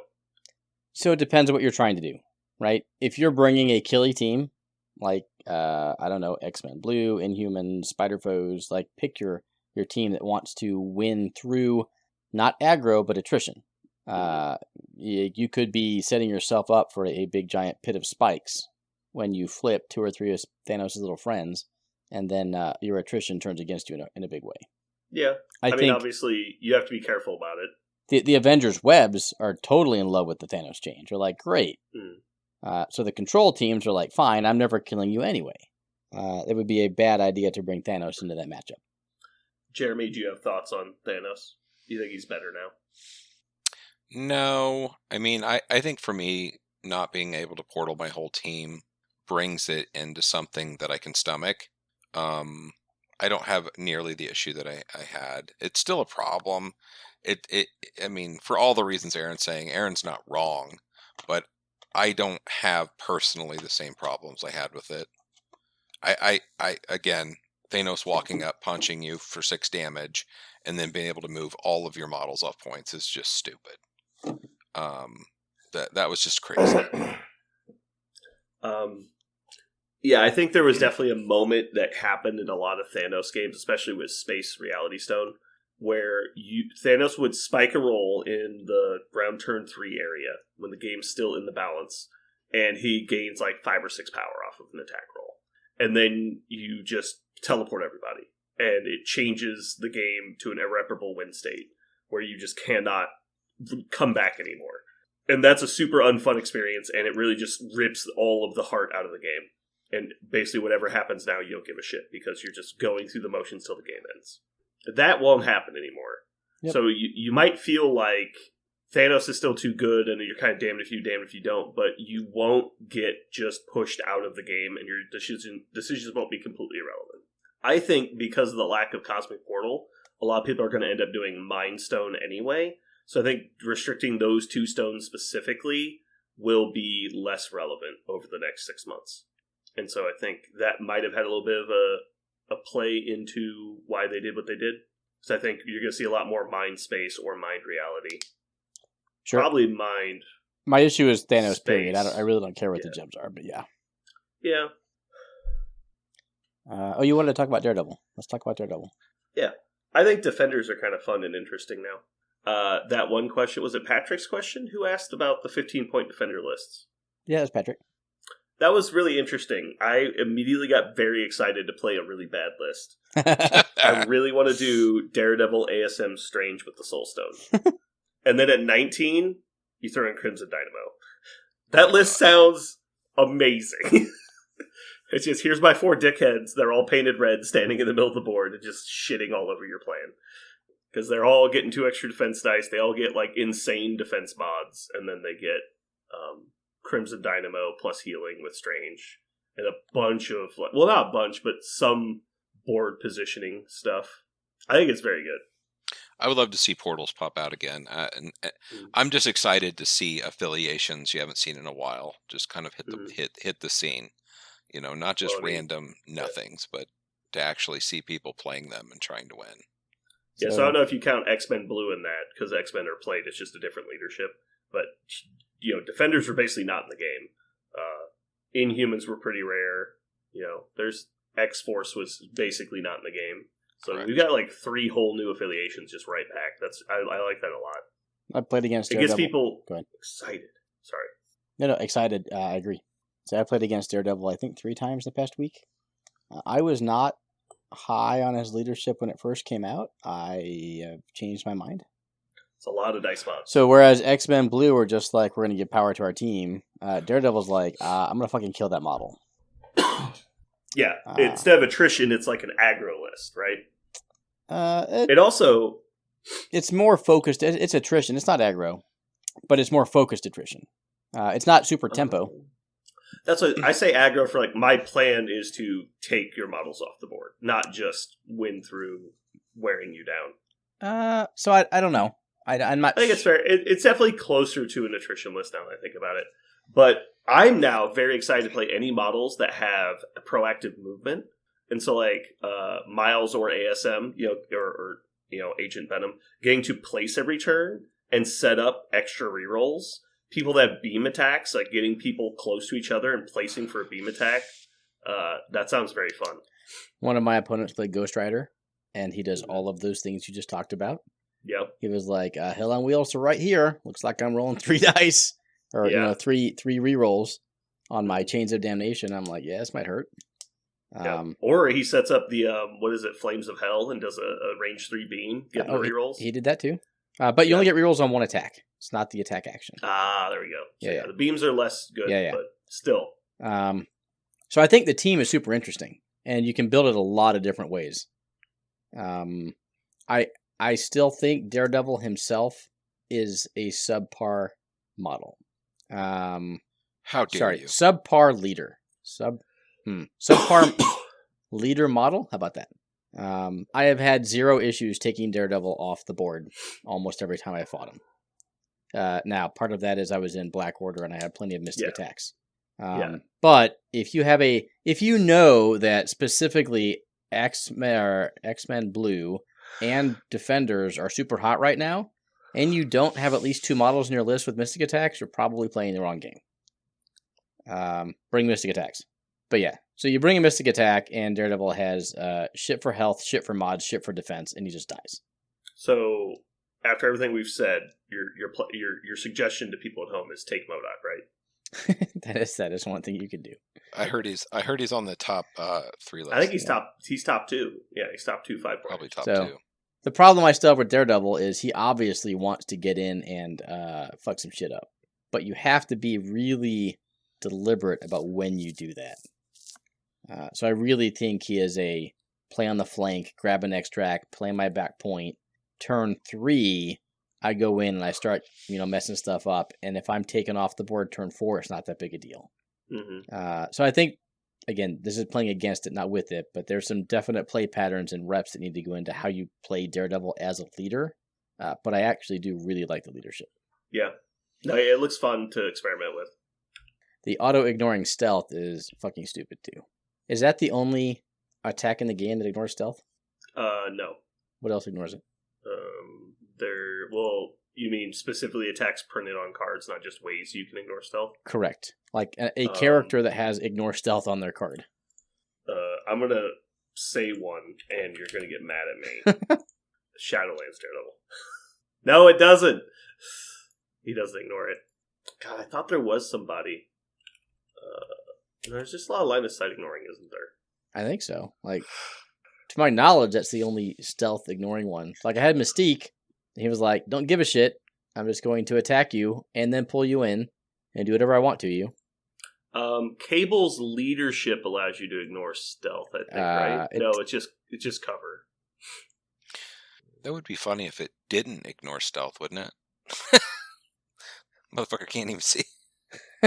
Well, that's Shadowlands Daredevil doesn't ignore stealth. Because he's waiting for his rework. Mm-hmm. So anyway, Daredevil. I like the model, like the leadership. Need reps. I like that it's Marvel Knights as a leadership too. I know most people don't give a shit, but I think, again, spot on with the naming. I like that they continue to let Elektra be not part of the game. That's pretty cute. I like it. I'm bringing her tomorrow. Oh, God. Good for you. We're gonna find out. I don't think Ronin was enough. I think Ronin is still questionable. I see a lot of people trying Ronin, and I think his kit is good. He's never been quite there for me. He always feels like a weight in the list. Even though he's doing his thing, and his thing is good, it's just like something was always missing. He just wasn't quite there. I don't think hit points was it.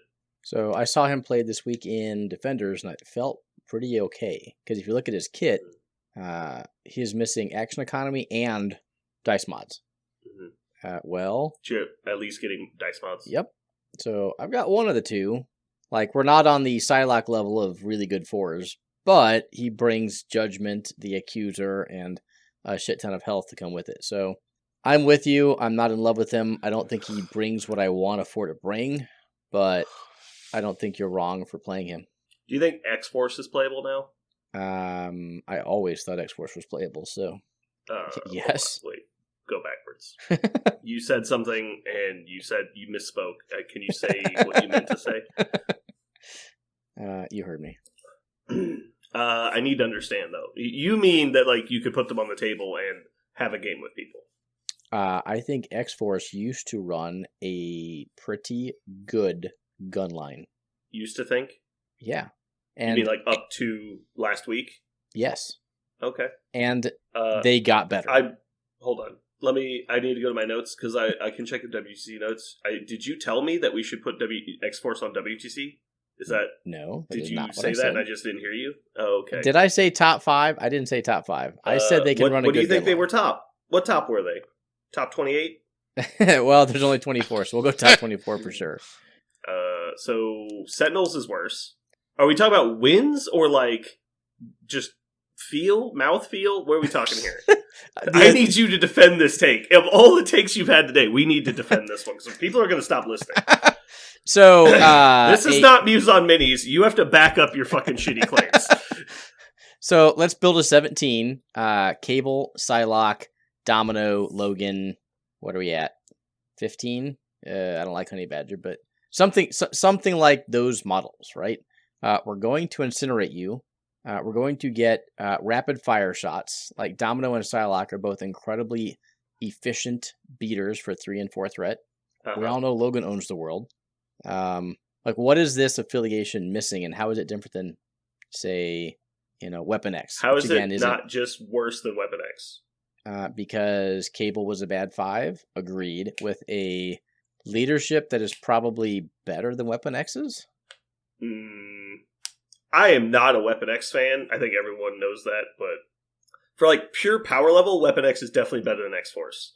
For like ability to make decisions over a game, X-Force is better, but like they don't... I think they are worse, and like they're easier to play against.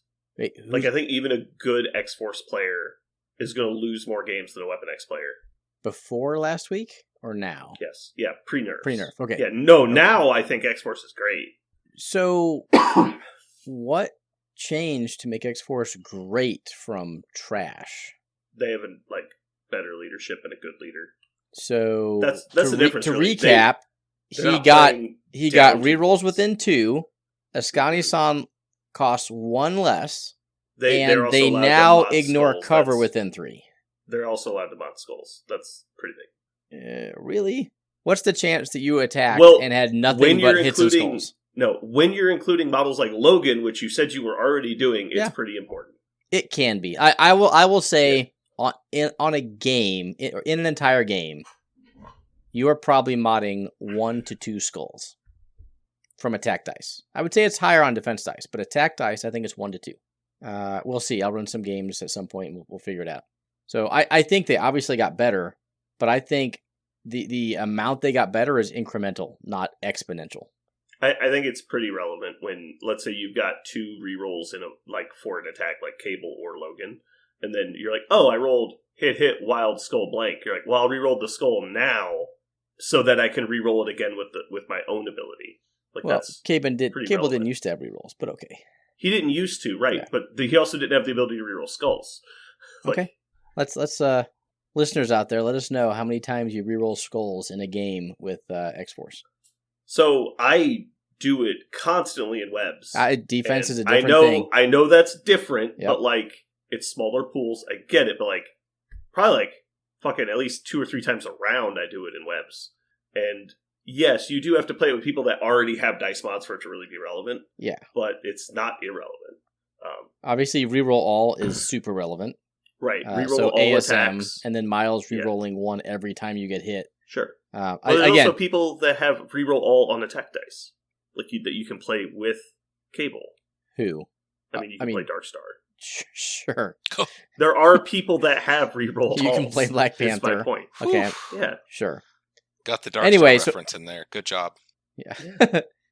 So I played against and with X-Force over the summer, and they could put out a lot of hate.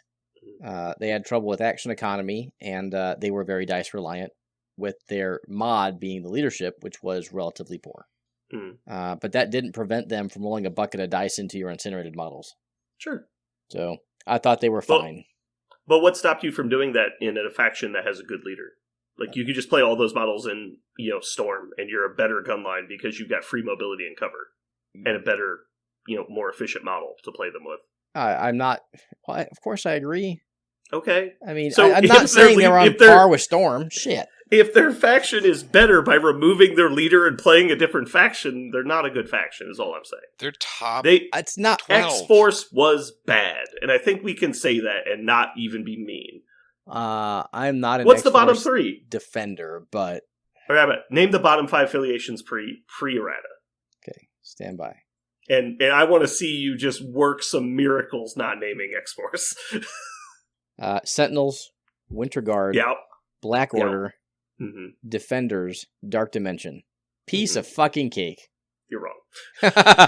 Defenders Modok. was... Leaderless Defenders was better than X-Force. Now, after that, it's probably Weapon X and X-Force. Mm-hmm. So, yeah, that's legitimately where I would have put them. Like, I would fight against them and be like, well...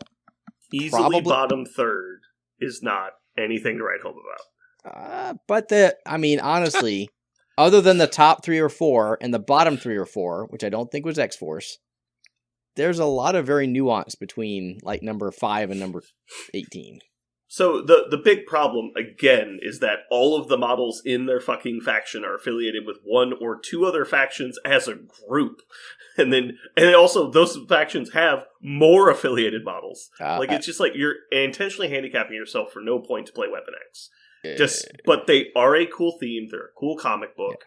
Yeah. I get that people like them. They have really cool, interesting models. They could actually play the game, but you can play the game with anything and win. Like, that's the whole point. Right. I think this all started with me saying that they ran a decent gun line. I think I said they were bad before, and now they're interesting. And you said, no, they were good before, and I said, defend your statement. Defend yourself. I don't think, by your own admission, a bottom third affiliation be called good. I ran a good gun line.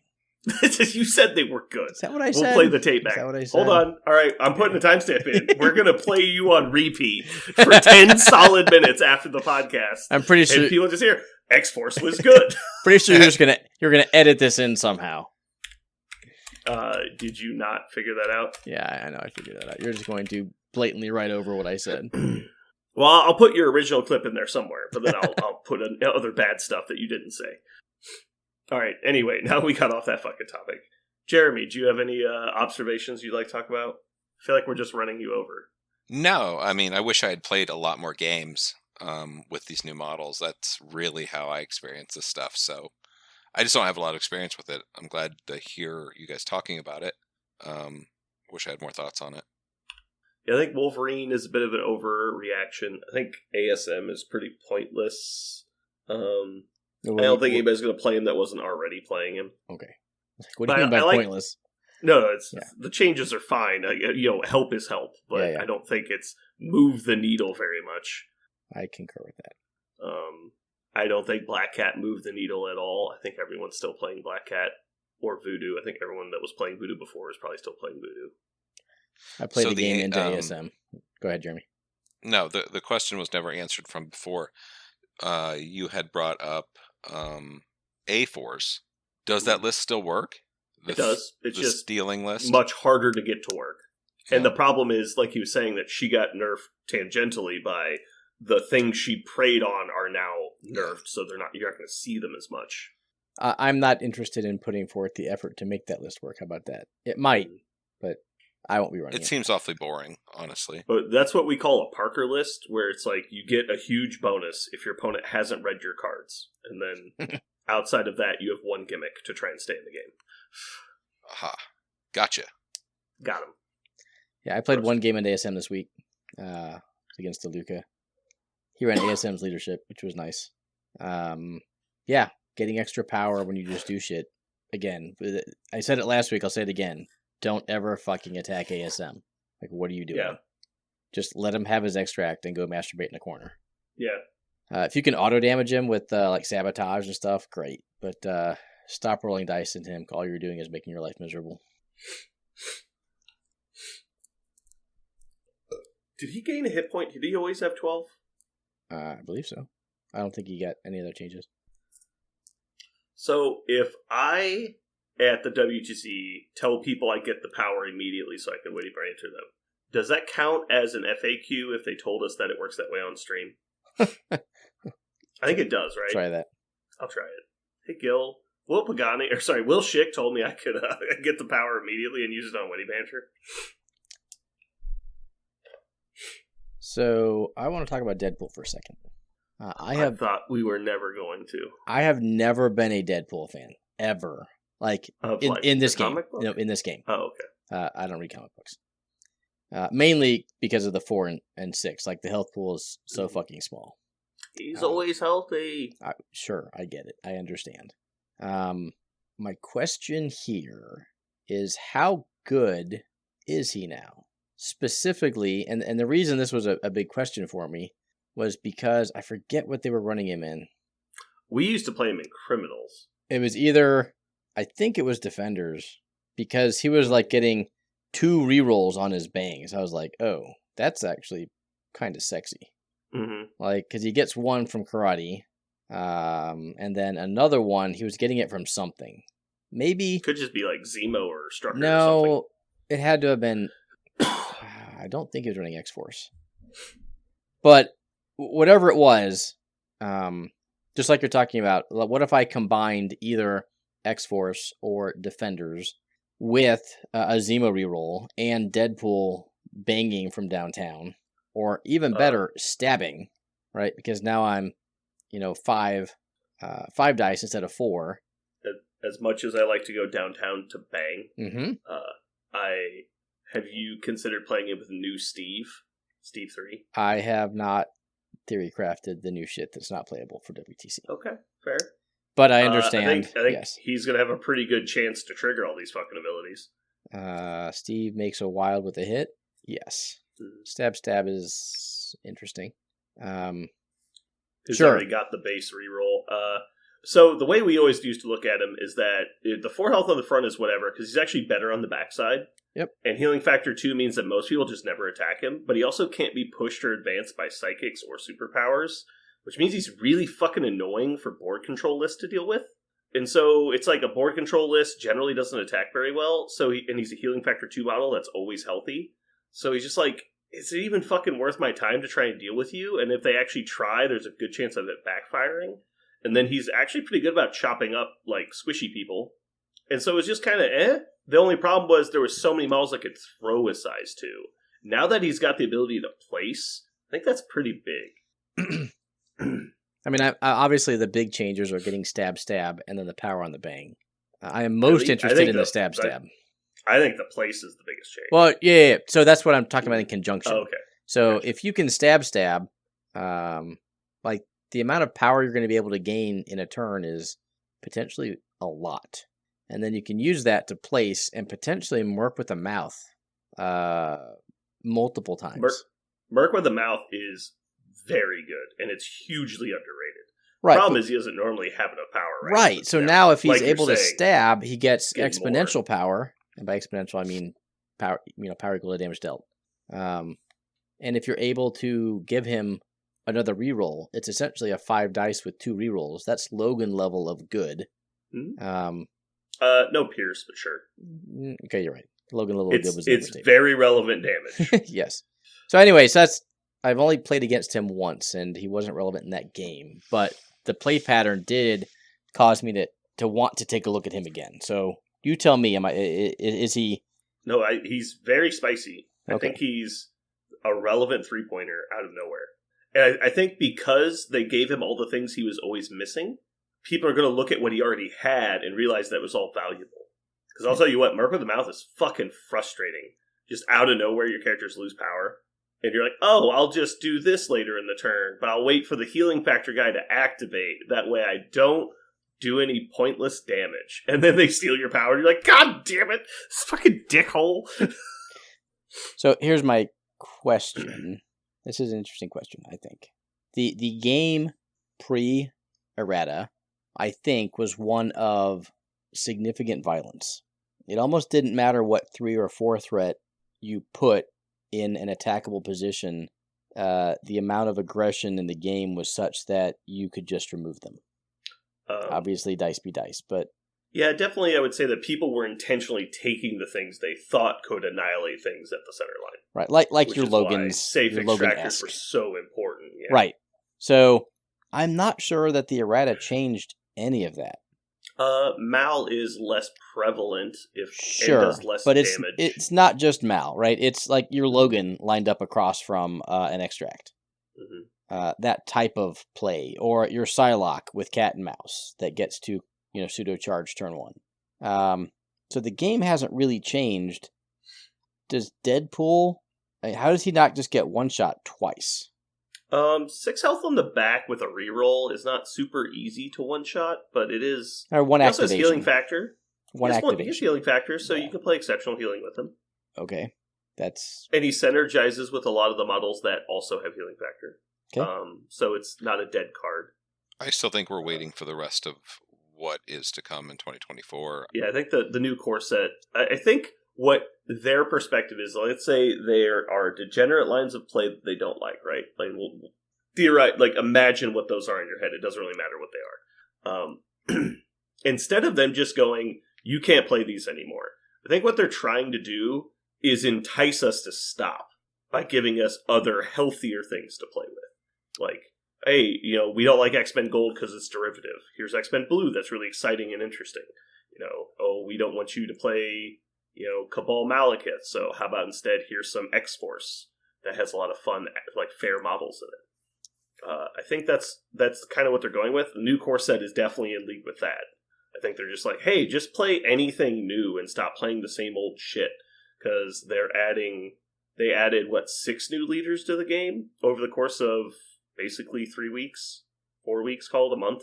Then there's going to be, later this year, there's going to be 2 more leaders. Yeah. Like, they're adding a bunch more ways to play, and they're making the models that we ignored for so long better. Like, I think all of that is good. No argument here. Well, Yeah. I was mostly talking about the rotation of tactics cards. I think advanced R&D is on the block. I think that the healing cards and tactics cards are going to be gone. You think so? Yeah, there's no point in it. It needs to go. I was holding out hope, but after they put the core set up for pre-order, I think that ship has sailed. I do not think that's going to happen. You don't think? No, because we know how many tactics cards come in the core set, and it's 20, which they've shown. We've seen all the new tactics cards, I think. If not, at least 15 of them. On top of that, there's 2 other things coming out with the box. It is a crisis card pack and a maneuver tool set. Mm-hmm. There is no updated card pack. The only way there's going to be an updated card pack, which is if this errata pack comes with tactics cards as well, which is possible. I think we're looking at next year sometime, mid to late first quarter, if not second quarter of next year. And I'm not personally excited to wait for Spirit of Wakanda to get nerfed until then. Especially with more fucking Wakandans coming out. Well, something always has to be the boogeyman. I mean, I think that they got rid of some of the boogeymen. I mean, at least there was not a pile. The pile is smaller now. Say, the thing that actually frustrates me is we've known what the best list has been for 2 years now. That list has not been nerfed, it's only been buffed. I guess technically it got nerfed with Voodoo, but they haven't attacked the actual core of the list yet. So they just keep giving them new tools. When you said that, I immediately went to Thanos Guardians. Really? Yep. You think so? I think Sam Vengers has been A to S tier since he came out in, 2021? Like early 21? So I would agree. Like, I'm not arguing with you here. I'm just letting you know that when you said the best list in the game, I immediately went to what Pat played at Adepticon. You really see that as the best list? Like, even in that time period? I think it was very good. It's clearly strong. I mean, we have one of the best, if the not best player on the planet playing Marvel right now, choosing that as what he thinks is the best list at the time and winning a 128 person event with it. Like, sure. Proof's in the pudding, right? Yeah. But how long has that list existed? Ever since the gem changes? That list has existed in its form, or a stronger form, for the entirety of the timeline that Sam has existed, with the small exception of Gamora getting buffed last year. And to be honest, I don't think it's worthwhile to argue over what the best list is, or was, or might be. Sure. I mean, we can argue that there are 5 super top tier meta lists. And I would agree both of those are up there. I just wanted to let you know that when you said that, like in my mind, it was like, Thanos Guardians, Thanos Guardians. That's a fair and you're statement. like, Sam. I'm like, oh, I mean, okay. I don't know that Avengers has ever not been the best thing. Like, I can't think of a single point in the game where you can say Avengers, you can't make an argument that Avengers was the best list. Because the first year of the game, Avengers was right there. I mean, Nate won the first Adepticon with Avengers, right? Then Sam came out after that, and it's just been Avengers, like the whole fucking time. They've always been good. The only time people deviate is like when there's something else abusable, and then they always come back to Avengers. Remember the TTS season where there was 4 of them at the final 4? Mm-hmm. Wakanda Thanos was up there for a while, just because the board control was pretty silly. But as new models keep coming out, they're all fucking affiliated with Avengers, or help the Avenger list better than the old models did. So there's just too many good models in Avengers. Yeah, the interesting thing is the Avengers list have been good for very different reasons in that they either take advantage of a seam or counter the meta. Mm-hmm. Like, Sam counters kill meta. Okay, Malekith's everywhere. I guess we play Sam. And those 4 Sam lists were just follow me bots, right? That was a symptom of a broken card. Nothing that had to do with Avengers per se. Mm-hmm. Go ahead.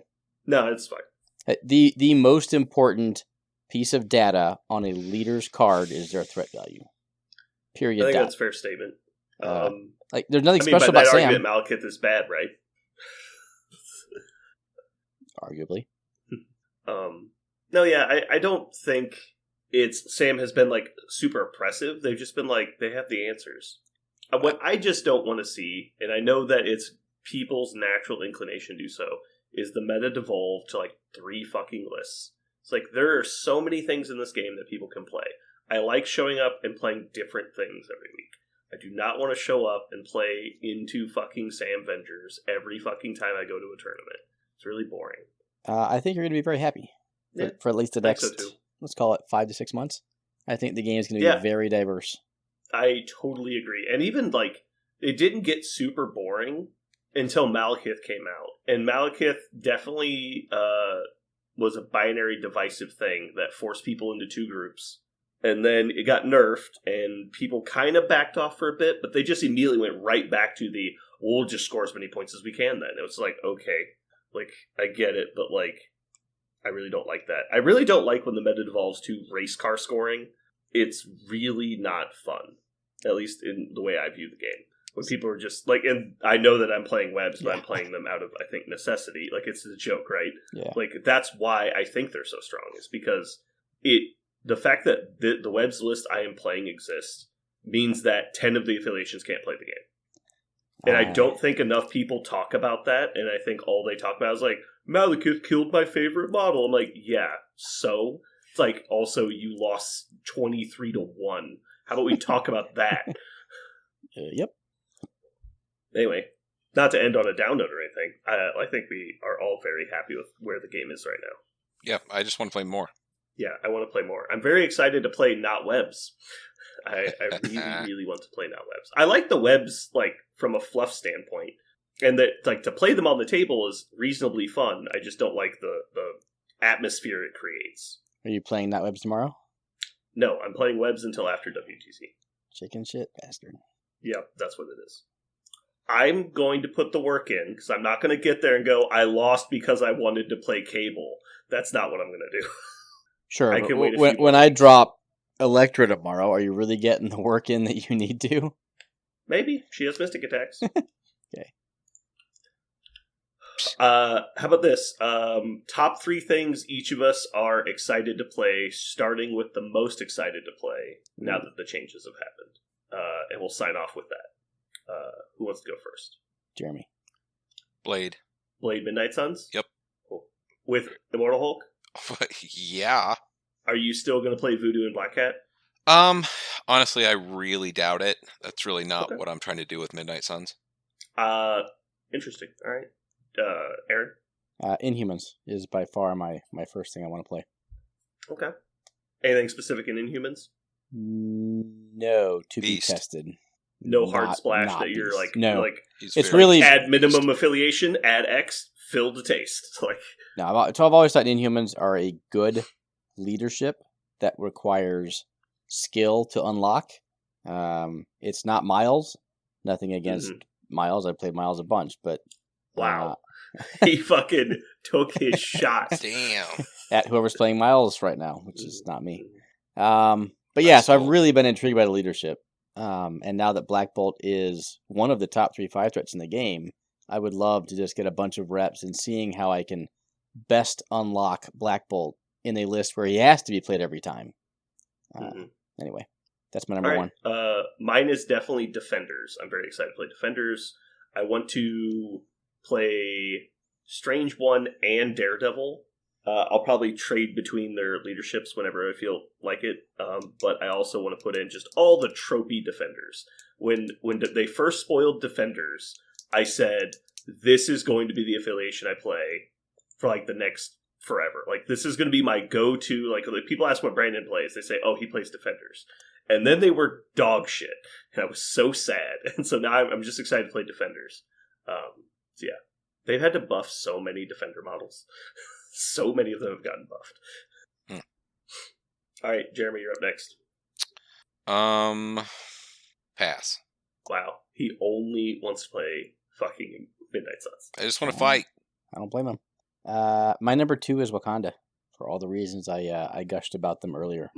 I love the fact that they are so flexible in what they want and can do, and I think the nerfing of the other Steelers enhances their extract game plan, and the nerfing of Malekith increases their survivability against some of the kill lists. So I'm way stocks up on Wakanda, and would love to try them out some more. Cool. My next thing up is X-Force with Cable, but I also want to have a X-Men Blue Splash, and I know that's probably not very competitive, but I want to do it. I think it seems fun. Jeremy, have you thought of anything you'd like to play? You still just no, honestly, the thing I was looking at most recently, and it has nothing to do with any of these fucking glow-ups, is Brotherhood. I don't know where they went and fell off the fucking map, but it's because Malekith beats them in attrition, and the race car list outscore them. They had no place in the meta. Yeah. But I mean, Apex is one of my favorite models right now in the game. Like, that motherfucker is awesome. Yeah. And I also love Magneto, so I very well might do Brotherhood. Yeah, Brotherhood is he's pretty high up on my list too. Aaron, you got final selection? Yeah, final selection is going to be Scent Prime. I really think Malekith leaving the meta wide open for that dude. There are a lot of lists. If you can fix his mobility issues, yeah, dude slaps. Aaron, I'm just going to explain to you what you just said out loud, or at least the way I perceived it. I'm going to go back to the roulette table and win $1 million again, because that's all I've ever seen you do is just fucking high roll the shit out of attack rolls and go, no, it's average. Like, you rolled 9 on 6. Like, it's average. Like, just high roll everybody. Like, that's what happens. It's Sentinel Prime. Like, fuck you. 8 reroll 3, man.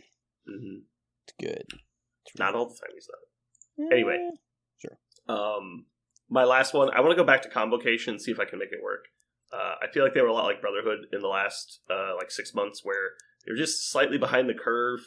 Space Stone getting unrestricted is interesting. Cosmic Ghost Rider is also kind of interesting.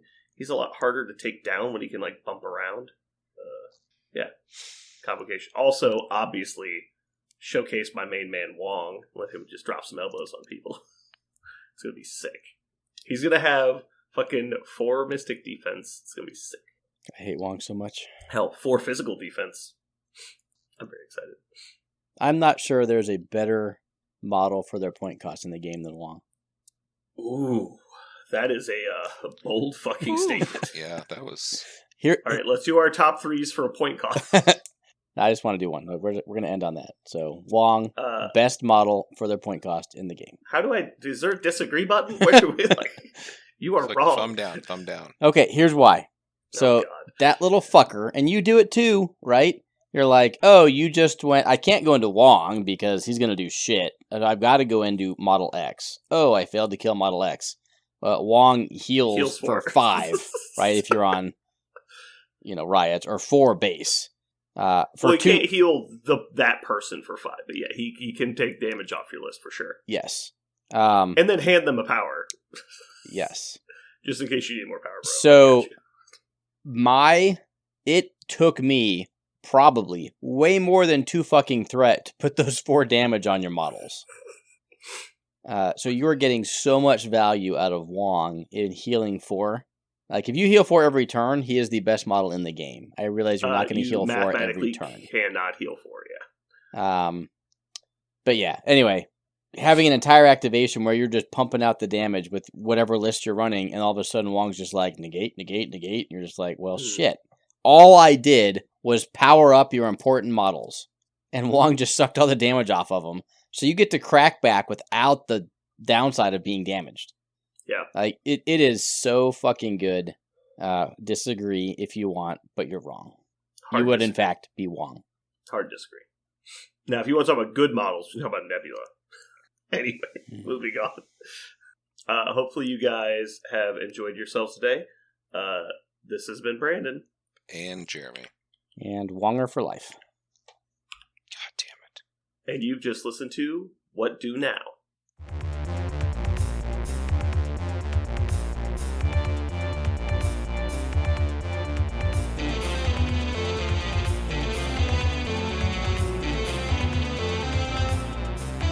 So what are we going to call this thing? I got it. Okay. Incredible, new, fantastic, astonishing, mighty, original, uncanny, sensational podcast. I'm just going to put down infamous.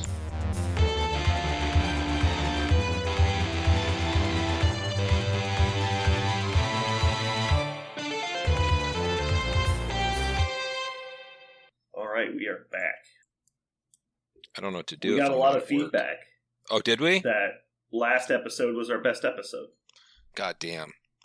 Did they prove it, though? I mean, because proof is in the numbers. Well, actually, that's a good point. So get the fuck out of here with talking about that kind of shit. Let's show us. So I didn't listen to our last episode, but I would initially have disagreed with that assessment. And I would be very curious as to know why people thought that was one of our best episode ever. So I was very frustrated with it while we were making it, because Parker has this habit, and I hope he listens to this because it's better than the confrontation of the conversation. He will simultaneously read something verbatim and paraphrase it. Have you guys noticed this? Because it drives me insane. Yeah, but it's just a Parker charm.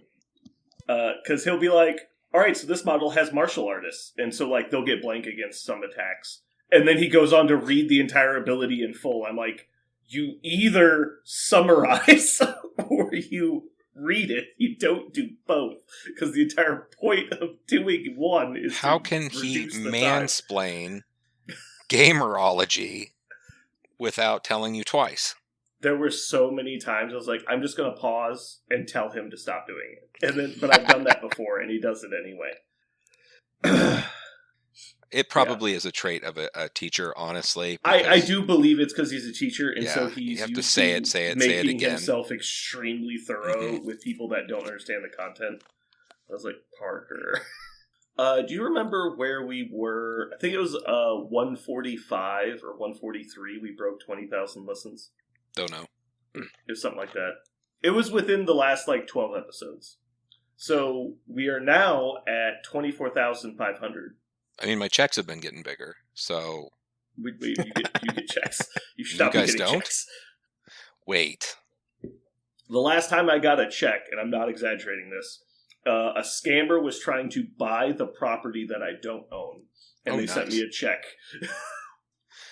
They're always calling, trying to buy my ex-wife's I know, house. Would you be interested in selling your property at this address? I'm like, no, it burned down yesterday, and I just hang up. I always like to follow, would you like to sell Stone Creek Drive? And I'm like, yes, I would. Yes, I would. They're like, oh, okay, great. Can we blah, blah? I'm like, well, I mean, you're going to have to talk to my ex-wife. She lives there. They're like, what? Never mind. Well, I usually try and go like, yes, but I don't like to talk about this over the phone. So just meet me at the address at 5 o'clock tomorrow. Just make them drive out. And if they text you, it's like, yeah, I'll be there. It's just they're looking for the wrong people. I get up really early. Can you meet me there at 3 a.m.? Yeah, it needs to be real early. And the doorbell doesn't work. Just bang on the door really hard. I'll hear you. I'll probably be in the basement. Just come on in, actually. I'll leave the door unlocked. Oh boy. Oh boy. Our average audience size has increased pretty noticeably over the last 3 months. From 3 From to 7. Yeah, I know, right? Oh, it's not quite. That's more than double. We have not more than double. Okay. We did get a 60% increase over the last 3 months. And now Aaron's back. Aaron, I was just telling Jeremy that we've had a 60% increase in audience size over the last 3 months. Probably coincides with me almost winning NashCon. You think so? No, I'm just Me neither. speaking out of my egotistical asshole. Nice. For those wondering, I still haven't had a day off since the last episode or the episode before then. So for those keeping count, it's 4,328 days in a row. Nice. It's a prison. Is that a good thing? No, it's awful. I am taking the day off by making my dishwasher cook and do the entire dinner service so I can go see a Chiefs game. Because fuck them. That's why. I'm over it. I like that. That's real initiative with delegation. I'm over it. But Jeremy, what the listeners want to hear is, how about them robots? I actually had to call the robot masters today. And I shit you not, because it was broken, right? Mm-hmm. So I told my boss, I was like, I'm going to wheel this out to the dumpster. Is that going to be a problem? And my boss was, by the dumpster if you want it. Yeah. So some of our increasing listeners might not know what the robots are. So give us a 20-second synopsis. Oh, well, it's a trash can that drives around my dining room, getting in everyone's way, that my company has paid somewhere around $12,000 for, and then monthly fees. It's a piece of shit. Anyway. Let me fix my mic. And I'm forced to use it. Forced to use it. I really appreciate that last part. Yeah. What part was that? The forced part. Yeah, I'm forced to use it. This is the worst idea in restaurant service. So I call the master. Sorry, I didn't know there was more. Go ahead. No. So I call the master. Here's the coolest part. So in this dude's email, it's got all his stuff in it, and then it finishes off with Bear Robotics, da da da da. I call, right? This is the service tech. Hello? I go, hello? Hi. Who is this? I go, who is this? Is this Chen? Yeah. Who's this? This is Jeremy. Are you the robot tech guy? Oh yeah, bro. This is the robot tech guy. I'm like, oh my fucking god, dude. What is this? What is happening? He was chill, bro. Oh my god. It's cool, bro. It's totally cool. Oh yeah, you're from Wexford. I see here now the number and all that stuff. I'm like, oh my god, this is insane. Anyway, we got it working again. The thing is just as useless as it was before. But it's not by the dumpster. Hey, now it's not just making circles in it, because that's what it was. It was just driving a lap around the same table. Instead of getting in the way, it was just going. What was it saying? It was saying, my path is blocked. My path is blocked, and it does this beep beep beep beep beep beep beep thing. And I was just like, well, get the fuck back in the corner then. So he shoved him in the corner, and his path was blocked. Turns out, robots cannot be turned on and turned off to reset them, and they do not reset themselves. That's bad. So that's the day in the life. You should ask your boss if they're insured against theft. And then just have them disappear one day.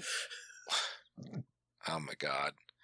I can't even know. That would be, we would all just laugh. Everyone. Are they insured against damage? I don't know. One day I'm sure they'll find out. And then accidentally pour boiling grease into them. It's right on the circuit boards. All I know is whatever the robot chooses for itself, whether it's life or, it offs itself one day down the stairs. We're on the second floor, so it could. Well, anyway, Jeremy, I have some interesting information I found out today. Oh. I found out that the first French fry was not made in France. It was cooked in Greece. You got there faster than I could come up with what you were going to say, but that one's not that entertaining. It is food. You didn't like that one? I like that one. It's a food-related one, though. I'll give you credit. Don't worry, I'll get you plenty of food-related ones. I've heard you've That's been not- the hopper's full. I am flush with the food-based dad jokes. Perfect. Man, so we made that bet, right, on Thursday when I was up at the shop and we were trying to figure out. You mean the bet I got fucking screwed on? No, it was Monday. So Monday, you were like, "Here, let me show you how to do these bets." I was so excited. I was about to win all my money back based on those 2 bets we made. Mhm. And somewhere around fourth quarter, someone got hoppy and scored a whole bunch because it was like an auto win. Like I was so excited. Are you talking about the Giants game? Oops. It wasn't it was the Saints game. I'll remember that one. I put a bunch of money on the Saints game. By a bunch, dear listeners, we're talking like $5. You definitely bet more per bet than I do. Yeah, I bet $1 increments. yeah. But I was laying there and I was like, it was like midnight, and I was thinking, I want to make sure I got my money. I look and You sure look, enough, it's like, I it's not fucking there. lost. I'm like, are you Yeah. sons of bitches? I was quite upset. I lost the I want to say it was the Panthers game. Yeah. I think yeah, and it was so dumb because I had the -3.5. And Yeah, they were up it was that was 4. the Saints game. No, yeah. So we didn't talk about that game. You did that on your own. Nope. But I totally believe that you did it. We talked about the bet. We didn't talk about who to bet on. I chose the Saints. So you bet, yeah, you chose the Saints. And Yeah. the 3.5 fucked us both because you went one way, Yeah. I went the other, and we both lost because they hit 3 points. Well, what happened to me was because they were up 4 for a long time, and then it went up to like 16-9. They both scored again, so they were up 7. The other team drives the field, gets a field goal, goes up 10. I'm like, all right, well, I'm basically locked in at this point unless they give up a touchdown. Mhm. And then, because there's like 2 minutes left, and they're driving the field, and they end up kicking a field goal. They score a field goal. It's like, all right, I'm locked in now to Mhm. winning because they're up 4. They like drive the field, score another touchdown to go up 11. Then the other team in like 15, 20, 30 seconds something. Like I'm not even watching the game. I'm just getting updates. Drives the field, gets the touchdown to pull within 5, and goes for 2 to make it a 3-point game and gets it. Is that what And then happened? Doesn't get the onside kick to tie the game.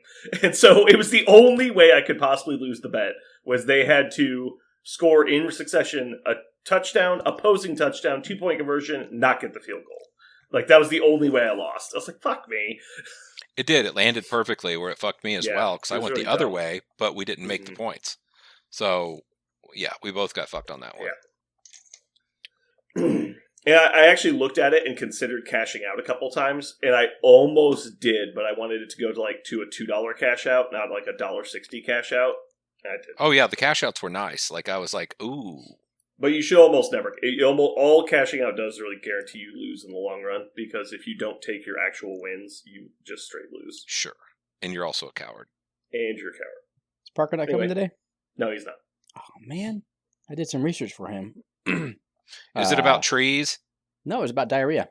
Oh, my God. Did you know that diarrhea is hereditary? How's that? It runs in your genes. Yeah, I do that one. That's wait. I was trying to set you up for that one. Thanks, I appreciate it. Do you have any plans for the game on Sunday, Jeremy? Other than going, like tailgate stuff? No, I was just waiting for us to talk about it. We'll figure it out. I figure we'll talk about it tomorrow. Mm-hmm. I'm going. I'm not working. That's fucking celebration time, as far as I'm concerned. Yep. It's like 3:15, isn't it? It's like a 3 o'clock game or something. I thought it was. Yeah, that sounds right. Let me see. It's not. I know it's not a late one, and I know it's not a noon one. Well, that only leaves one other option. It's like it could be like a 5. It's It not. is 3. There's no such thing as a 5 o'clock game. Oh, maybe I'm thinking of movies. It's 3:25. Jesus Christ. Listen, I know everything there is to know about football. Yep, that sounds correct. That Jeremy, sounds right. do you actually know what the difference is between mashed potatoes and pea soup? No. Anyone can mash potato, but no one can pea soup. Ooh. All right, that's enough of the food ones. Those are not working No, out. no, we're not done yet. I got. Those aren't If working you thought out. that's what flush meant, you don't know the meaning of the word. Oh my God. I am dick towel flush with dad jokes about No. food. I know I've done this one before, but I didn't mark it off the list. I've been into cobbler jokes lately. Do you have any cobbler jokes? I can get some. Okay, good. That's... You mean like peach cobbler, right? Oh, yeah. Any of the cobblers. Not cobbler like the family. shoe repair people. I mean, those would be good. See, that would be part of the joke. Oh, okay. Yeah. Getting us I was back. doing fine with no coughing right up until now. Now I can't stop coughing. All right, well, I'm going to grab another beer. That will clearly make my throat feel better, and then we can get started.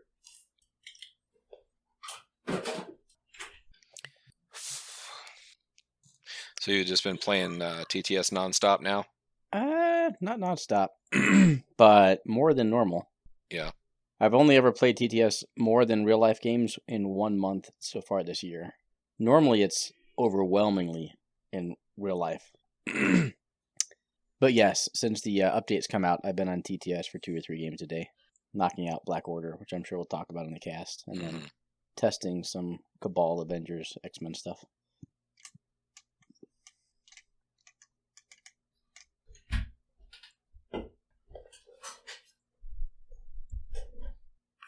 I'm back.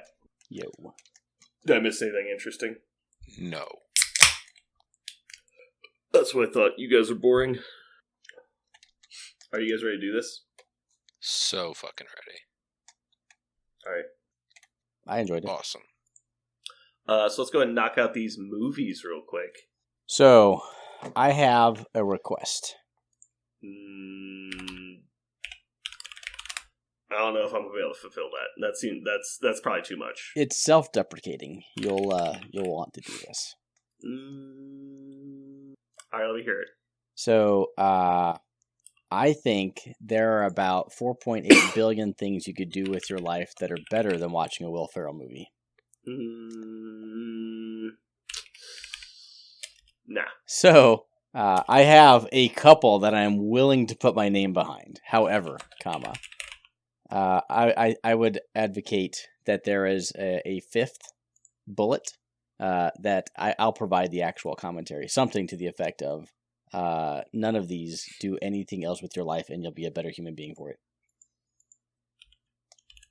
Cool. Well, that's one of our opinions. I'm not putting that on the list. Hmm.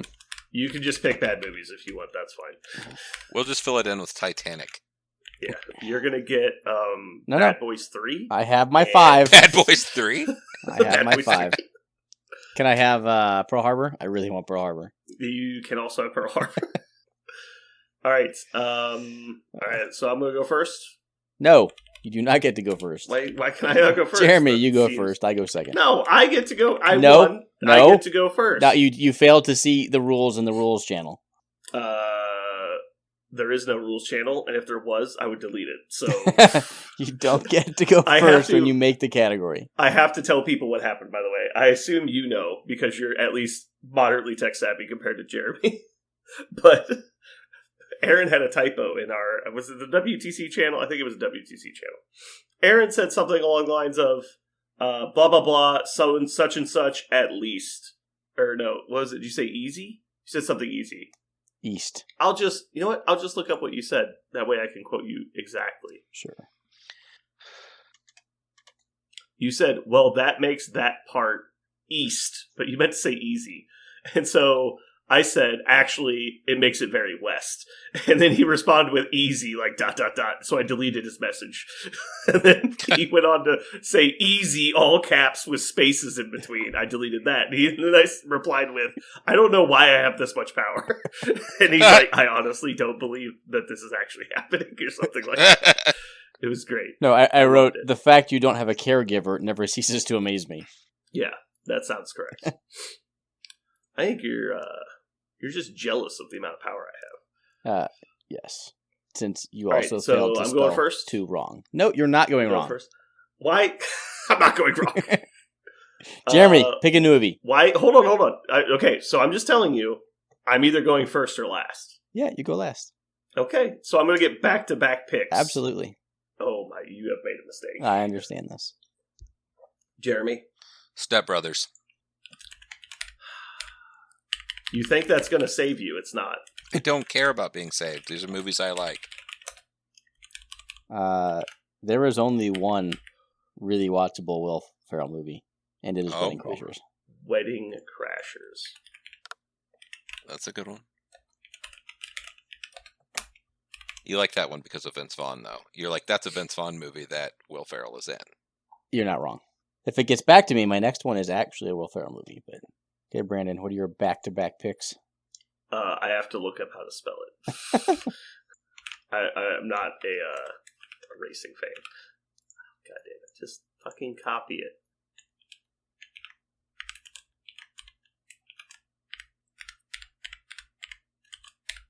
We're going with Talladega Nights and Anchorman. Mm-hmm. Both fucking A+. Mm-hmm. Talladega Nights we did during sports, but go ahead. Yeah. So you want me to drop Talladega Nights? We can't do Talladega Nights? Did you do Talladega Nights, or did someone else do Talladega Nights? I did, but he took my better one. So I'll switch it out. We'll do The Other Guys. Okay, fair enough. It's a good one. You should put a disclaimer that Talladega Nights was already taken for a different category before Nigel fucking has a fit. Has diarrhea all over our Discord for 8 pages. If Nigel was an actual fan, he would fucking know that. Instead, he's fucking illiterate. Yeah, he can't doesn't know read. any of the B-sides. Yeah. Okay, my number 2 is Elf. I knew you were going to fucking say You that. son of a bitch. Hey, I left you all the actual brainless ones to pick, so just go ahead. I actually know. I would bet money I know what Jeremy's going to name right here. Oh, really? Mm-hmm. Now he's going to try and change it. No. Zoolander. Okay. Ooh. That's not what I thought. Let's see if he goes with it again. Let me make sure I'm not missing one here. Hang tight. No. Dang, there's only a handful of them that are like the best. Whoa, hey! No, hang tight. No, totally no. giving him help. You can't give people suggestions. You're gonna make me edit this list now. I don't need any of that. Well, I'm gonna say the thing is I haven't seen it, but I know it's really good, so I'm not gonna claim it. Good. So, the one I will claim is the Lego Movie because it's fucking unbelievable, and it's so good with him in it. It's fair. I'll give you that one. My last one is Spirited. Is that the one with the cartoon horse? God, no. It's the one with Ryan Reynolds and Will Ferrell. It's A Christmas Carol. Really? Yeah. Huh. I'm pretty good about Christmas movies. I don't think I've seen it. You should check it out. It's a musical. You might not like it, but it's a Will Ferrell, Ryan Reynolds musical, so you might. Okay. It just came out about 2 years ago, I think. I have not seen that. It's obviously like the Ghost of Christmas Spirit, right? It's the whole story. But yeah, just check it out. Made my top 3. All right. I have to say that there's one Will Ferrell movie that I've ever seen that I actively hated. And there's one funny scene in the movie, but it was definitely not enough to come anywhere close to saving it.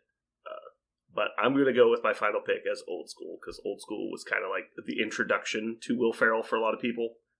I'm pretty sure Night of the Roxbury was earlier, but Old School is when people really got to know him. Mm-hmm. At least people who didn't watch SNL. Yeah. Anyway, the one I absolutely fucking hate is Holmes and Watson, the Sherlock Holmes. Yeah, I didn't like that movie. That one was so bad. I was so disappointed.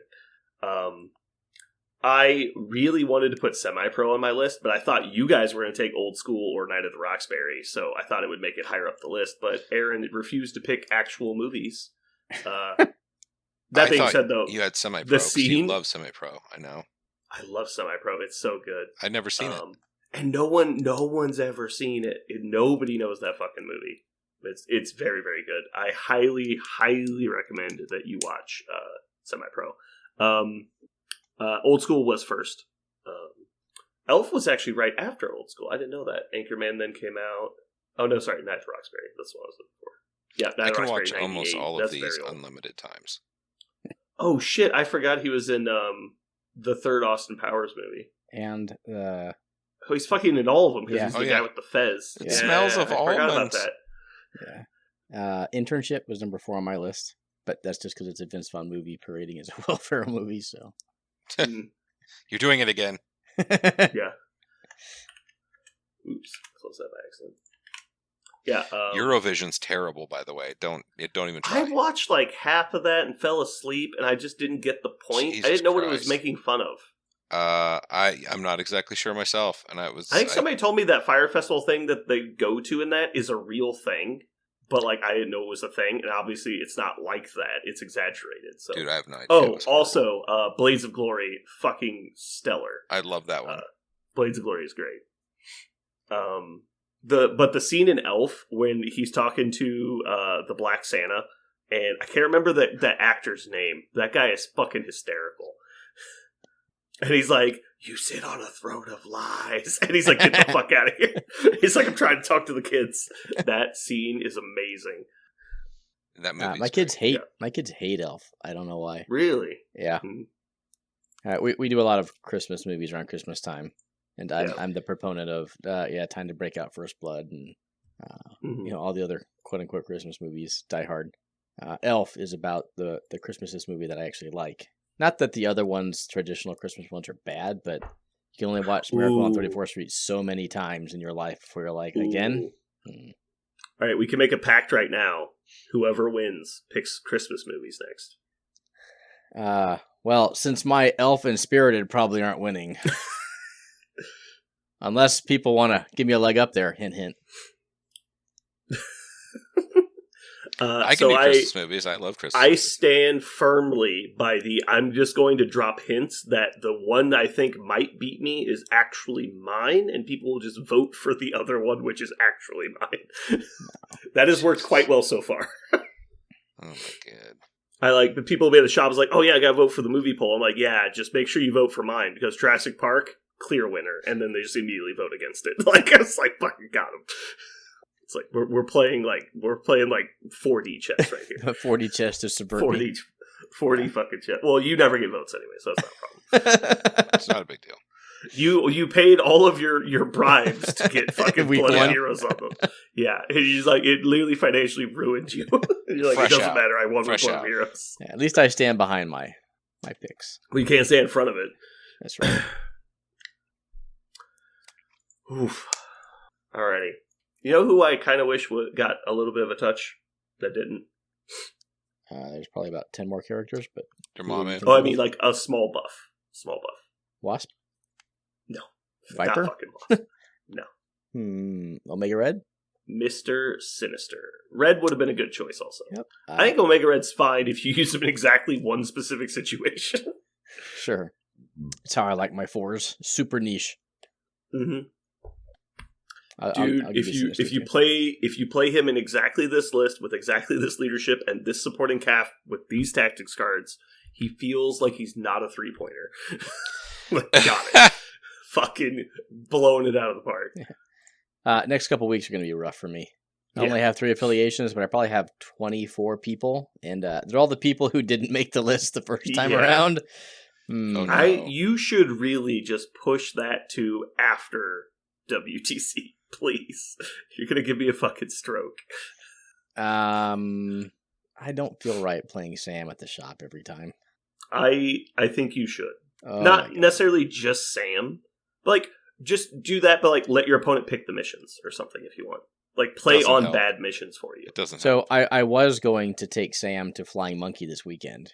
Hmm You mean on Friday for like 2 hours? 6 hours, but sure. Is it? It's 4 rounds. I think 4 think rounds, 8 hour and a people half. I think 8 people have to show up for it to go to 3 rounds. There are 12 signed up. Yeah, that hasn't stopped them before. Sure. Anyway, We'll see. it is an opportunity to play some quote unquote competitive games of Marvel. Mhm. So I was gonna bring Sam, see how he does. Starts at what, 4? 4:15, I think. 4:15. I'm definitely out, so I'm not asking because I'm going. I'm just letting you know. Mhm. Because I have D&D that night. Starts at 4. That's going to run at least 7 hours, probably 8. It's supposed You to guys be are an gonna- hour and a half, no breaks. Ends at 10:30. Yeah, that's not how that works. Okay. Even if they call dice down at 90 minutes and don't let you finish the turn you're on, it will take at least 10 minutes to get people to pack up, report, and go to their next table. I am not disagreeing with you. Unless everyone just finishes early, which is possible. But if you're not using chess clocks, you're using round timers, people Yep. will not be playing fast. It was high on my list of not going, but Mhm. Ryan really wanted to go, and I was like, "Great, let's do it." Yeah. So and Apparently, in Ryan's benefit, like he's just doing it to get practice and reps. I'm like, okay, sweet. for sure. No, yeah. But yes, that's I great. hate the format. Yeah. We'll see. I'll give you a report next week when we get back. Iowa dudes are coming down on Saturday. Really? Did you not hear this? No. Muse Crew and Aaron are coming down on Saturday to play games at the Geekery. I'll try and get there as soon as I can. What time does the shop open? 11. If you want to come straight to my place after Monkey, that should be fine. I'm planning on crashing with my in-laws. I have a Blood Bowl Okay. game at 10 in Lee's Summit. I'll see if I can convince Austin to go to the Geekery instead, and then I can just stay afterwards and play. So I'm going to leave my house on Thursday and not get back till like late Saturday now. It's your call, but I have an air mattress ready to go if you want, and I'll be awake when you get there. And I'm 5 minutes from the Geekery. I will be at the Geekery probably around 4. On Saturday? No, Yeah. tomorrow. Saturday and tomorrow. Okay, Brandon, what about tomorrow and Friday night? Oh, you want to crash my? Yeah, that's fine. I'm staying with my in-laws tomorrow and Friday anyway. Yeah, I mean, if you want to stay over, you just gotta let me know so I can like get my stuff out. I don't care. You're not bothering me. He's got a wolf. That wolf will bite the shit out of you. Okay. I will not bite the shit out of him. I have to drop some stuff off of my in-laws anyway, so I'll plan on doing theirs tomorrow and then maybe trying to crash at your place on Friday, and we'll see how it goes. Okay. I gotta talk to the guy I'm playing Global on Saturday and to move in venues. Cool. Oh my god, it is so late. I have to get up early. Come on. Okay. Yep. Let's go. Let's do it. Let's check out. Goodbye. Bye.